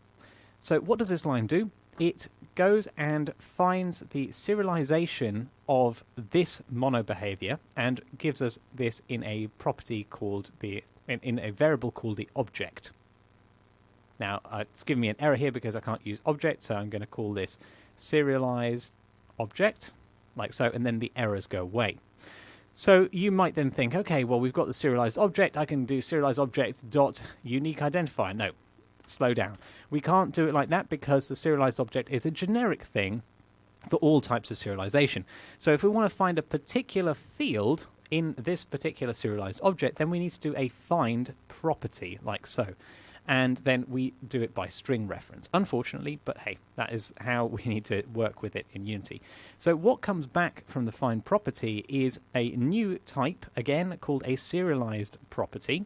So we create a new variable for that, serialized property, and I'm just going to call this one the property, and I think there's no C# keyword for that, hopefully. So that is going to be our property that we want to edit. Now, because we don't know the type of this property, again, there's a problem with it being dynamic and at runtime, you have a few options. You can do, for example, dot, and then you could have the double value or the float value. So if this were a floating point variable, then we could set its value with a float value. You could say, hey, set this to 0.2f, for example, but it's not a float value. So I think this would just give you errors, or if it doesn't give you errors, it's at least going to not make sense when it loads it in. It's going to say, hey, this needs to be a string, but what I've got in my scene file is a float value. What's going on? And things will not work, or it just won't load it in. So that's not how we want to do it. Let's write correct code where we're going to use the string value instead. So instead of using the unique identifier here, I can go ahead and use the string value. So I'm going to cut this out and paste it in here instead. So I can say, hey, is this string value empty? In which case, generate a UUID. Now this in and of itself isn't going to just work, because after you've made a change to the serialized object, you have to tell Unity that you've made that change. So what you do is with your serialized object, you do a dot apply modified properties. Now notice I'm doing this inside the if statement because we've only modified the property if the value was empty. So otherwise we don't have to notify Unity about any changes because we haven't made any. So if I go over to Unity now, what we should be seeing, apart from the log messages going away, hopefully, if I've got rid of the log, then if I go and find my player, for example, and look at his inspector, you can see that his unique identifier is showing up, and that unique identifier is now an override. So it has actually noticed it's an override. It's also noticed that my scene file has got changes in it that haven't been saved. And if I go and have a look at any of my enemies, you will notice that they have got different unique identifiers as well. So you might be thinking, hey, fantastic, we have got a job well done. Yes and no. Unfortunately, what the problem is that we have got, if I go up to an enemy prefab, for example, you can see that it has generated a unique identifier. Our code has faithfully said, hey, I'm an update, I'm not playing, I'm going to get the serialized object here. I'm in a specific scene just for the prefab editing, but that's okay. And I'm just going to check whether it's got a value. No, it hasn't. I'm going to set one. So it's set one, which means that if I save this, I've made a change to the prefab. And if I go and drop new enemies into my scene, so I'll go to Game, Characters, and drop a couple of enemies in here, and have a look at those enemies, you will notice that they already have unique identifiers, and they are the same because they took their value from that unique identifier in the prefab. And our code, being very faithful that it is, has said, hey, let me get the serialized object for this thing in the scene, for this instantiation of the prefab, and hey, this string value has already got a value, so I don't have to do any work. Now, obviously, this is not wrong. This if statement should do that. But in our case, we don't, basically what we want to avoid is the prefabs trying to generate unique identifiers. They should not get unique identifiers. They are not unique entities until they have been placed in the scene. We only want these unique identifiers to crop up if we have manually put them in a prefab, or they should automatically be generated and saved into the scene file only. So how do we make sure that we are in the scene file? Well, here is a little challenge for you. I'm just going to give you a hint, and there's no challenge slide for this. But if you were to have a look at the game object.scene, have a look and see if there are any properties on this that give you an inkling and tell you whether you are in a scene file or whether you are in a prefab. You can do that by just printing out some of these properties and seeing whether there's anything that's helpful in here. So pause the video and have a go at that challenge. Okay, so let's see. There's a few candidates. There is the name. That could be useful. There's another one. I think the path. Maybe the path will be useful. There's also the build index, but if we haven't got something in the build index, that's not going to be very helpful, so I'm not going to go with that. Root count, not particularly helpful. Might be if we do a hacky thing that says if there's only one root, then it's a prefab, but you could have one root in a scene as well. So let's just print these out, and let's see if I go back into the scene and hit, well, don't actually need to hit play, we just need to be doing this at edit time, right? So I want to see is any of these useful. So it's saying the name is sandbox, the path is assets, scene, sandbox, unity. What if I go into the prefab? What's it saying then? Okay, then we've got the enemy is the name of the scene, and there's no path. Is that true generally of all prefabs? It seems like if we're going to the character level, let's try and say that there is a sandbox scene, but I think we're not actually on the sandbox scene. I think the character here is giving me empty, so for some reason it had the sandbox there open, has it open as well, but the character, it's saying that it's still empty. So I'm noticing that an empty path tends to mean that we are actually in a prefab. So let's try that as our criteria. We're going to say if the application.scene.path is equal to empty, then we should return. Maybe it's empty, maybe it's null. I'm not sure about that. We've got to test that out. So let's go back into the editor, and if I go to my enemy and just clear out its unique identifier, what's going to happen there? Is it going to try and reload it? Let's go back to the scene, back to the prefab, see if it tried to reload. No, that seemed to have done the trick. And if we wanted to be sure, just in case, what I'm going to do here is have there's a special cool little method called string.if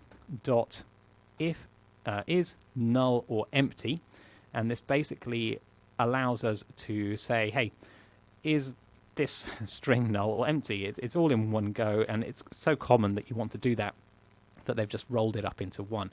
So what we're saying is if the path is empty, then we're in a prefab, so we'll return and not try and do any of our logic. And just to be super safe, I'm going to use the same is null or empty for our if the property string is empty. So if it were null for some reason as well, that is when we'll also update the GUID.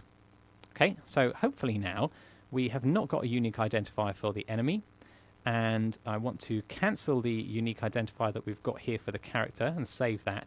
So the enemy should now not be, we can just revert it so it's not got a unique identifier, and I want to go to the player and make sure he's not got a unique identifier, so that now if we look at either of these two enemies in the scene, you can see that they get generated, these new ones that we dropped in, they get generated new unique identifiers.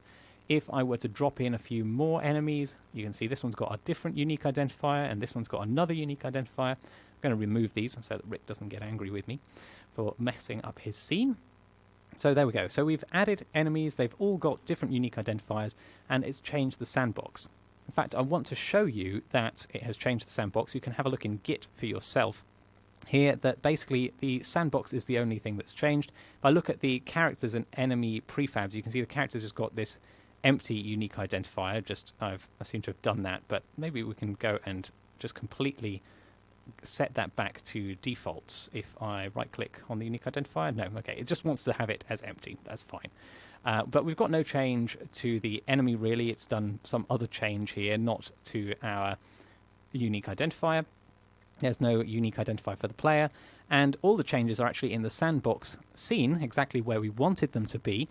As you can see, against each of the different entities, it has got a different unique identifier. So that is going to be unique across scenes, but it's also persistent because it's saved in the sandbox scene, which means that when we close and reload the game, it's going to get them back from the sandbox scene, and we're going to be able to match that up with our save file and restore the correct state, which is exactly what we want to be happening.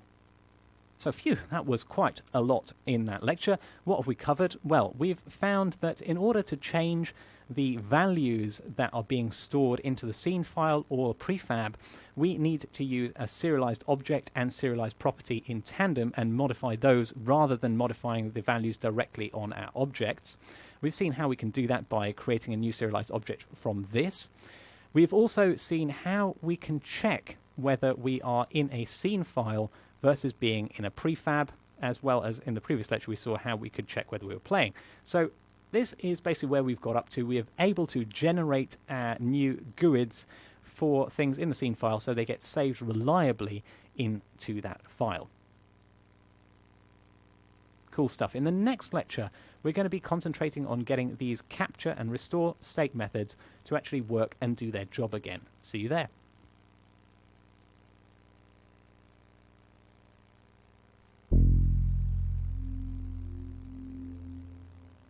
Hello and welcome. In this lecture, we are going to get serializing again so that the character's position gets remembered, but not just that, all of the enemy's positions are also going to be remembered. That's the benefit of this savable entity system. So now if I hit load, I go back to my previous save game, which is here, where my enemies were already starting to beat me up, and that is a location that was saved in my previous save. So that's what we're going to achieve in this lecture. Let's dive in and see how.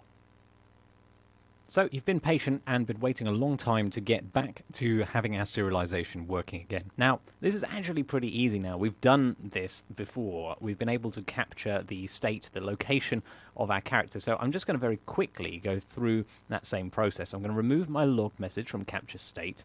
And here I'm in savable entity.cs, by the way. And remember that savable entity is on all the characters, players and enemy included, so it is able to save all of those in one go. Now, before we dive any further, I want to address why we're returning object type in capture state. This means that we don't have to be stuck down to what type is actually returned here, as long as it's serializable. Let's revise what this means. You remember back in the combat section, we introduced the iAction interface, which was a super type for the mover and the fighter. So whenever we used an iAction, we could substitute either the mover or the fighter into it and use it in its place. Well, object is exactly the same as that. Object is the root object for pretty much everything, so you can return anything that you like, including a serializable vector3 or a dictionary, which are both serializable, and so we can turn those into binary in our files. What we're going to do is we're going to grab the state that we want, which is the transform's position. So transform.position. But you will remember that at this stage, we are not able to serialize transform.position. So if I were just to return that from capture state, it would go into the dictionary at the top level, but then it would be not serializable and we'd get an error. So what we have to do is we have to wrap this in our new serialize and serializable vector3. So if we wrap it in the serializable vector3, create a new one from the transform.position vector, then that will be able to serialize. So this is where I'm going to ask you straight away to do a challenge, because we've got this restore state method that is empty. And we have done this before in a previous lecture, so you should be able to be fully equipped to try and restore this state. So, as we said, I've done it before, and first thing you're going to have to do is you're going to have to cast state to serializable vector3. Why is that? Because it comes in as this generic state object, because the saving system that has called us doesn't know what type this is, because we've told it that in here, but as you can see, the return type of capture state was object. So we know that it's a serializable vector3 because that's what we've returned to capture state. So in restore state, we are going to restore a serializable vector3. So we need to do a cast. Now, obviously, this could go wrong if a previous version of your application were capturing something different. If you had been capturing, I don't know, a float at this level, and then you open a save file from the old version of your game, then the restore state will be a float, not a serializable vector3, so your new code will actually fail. But as I said, at the moment, we're just going to get around that by deleting save files. So for now, it is safe to do a cast. And then you are going to move your player to the location of the serializable vector 3. Remember how we've done that before. And then a couple of bonuses for you. Is there any gotchas to do with movement that we've encountered before, that if we move our character, sometimes it glitches out and doesn't move properly? Have a think about that when we were moving our player to the starting location of the transition points of those portals. Was there any gotchas? And another bonus for you, to stop our character from running to the location that was previously set. How can we cancel that current action? Pause the video and have a go. Okay, welcome back. So the first thing we're going to do is we're going to do this cast, and I'm going to remove the print statement. So we're going to want to save a serializable vector 3, and we'll just call this the position. And we're going to want to cast to serializable vector 3 from our state object. We know the state object should be of type serializable vector 3. So that's the caster. Now, this position, we know we can do a 2 vector to get it to whatever we want. And we want to update our transform.position. So transform.position is going to be equal to position.2 vector, because we need to convert it into a real unity vector, not this serializable vector that we've got. Now that's okay, but as I said, there is that problem with the nav mesh. So if we do a get component nav mesh agent, and then we want to enabled to be false on that, so that we disable it first, and I'm going to have to include a namespace here, the Unity engine.ai for the nav mesh agent. And then we're just setting it enabled to false, because we know that moving it sometimes causes glitches if we've got a nav mesh agent enabled and is also trying to move things. So that's what we're going to do to position our player. And then finally, we also want to cancel the current action. So that's going to be a get component action scheduler. And we're going to need the right namespace for it. It's going to need RPG core. And so the action scheduler, we're going to do a dot, and then we are going to do a cancel current action. So if we were moving to a certain point, when we restore the state, we're no longer doing that current action. Now you're seeing that there's starting to be a problem here, right? This savable entity, which is part of the saving system, which is a low-level dependency for a lot of different classes, is suddenly having all these dependencies on our RPG core. It's having dependencies on Unity engine.ai. These are dependencies which I'd argue it doesn't need. We could invert these dependencies. That's going to be the subject of subsequent lectures. But for now, let's see whether this is enough. Let's dive over to the Unity editor and hit play and see if we can save and load our character. Okay, so I'm going over to a location, I'm going to hit save, I'm going to go over to another location, I'm going to hit load, and we go back to our location, and we have ended up stopping our movement. So our movement has changed. And what's also different now is that all our enemies have a savable entity too. So if I get them to chase me, and I go and save at this point, and then I carry on, then we should be able to load back, and we both go back to that location that we had before. Previously, it was just our character that was going back. Now it's the enemy as well. Now I'm seeing some issues here with some errors around our nav mesh set is stopped. And I think this is happening just because of the order of our operations. We're calling cancel just after we've disabled the nav mesh agent, and it hasn't been enabled again. So we could re-enable the nav mesh agent just after we've done our transform update. So I'm going to set enable to true again so that we can do our cancel operation happily. Let's go ahead and hit play and see if we can do that. If I go and load, we're back here with the characters beating us up, but there are no errors this time. Fantastic. Okay, so in this lecture we have got back to serializing, but with an added bonus that now we are also serializing the position of our enemies. There is a drawback here, however, because I have got the position of the enemies. If I go ahead and load, here's my enemy positions. But if I were to go ahead and go into a different scene, over here, just going to go into my transitionary scene, and if I were to save in this state, and then come across into my enemies, where the main action is, if I go ahead and hit load here, you will notice that it's saying there's not a key present in the dictionary, and we didn't load back the enemies. Why was that? That's because when I was in the other scene, the dictionary from that scene completely overwrote all the state that we had about this scene that I'm currently in. So that's not good. We want to be able to have both of those. We want to have the information from the first scene and the second scene both in our save file. So that's going to be the subject of the next lecture, and I'll see you there.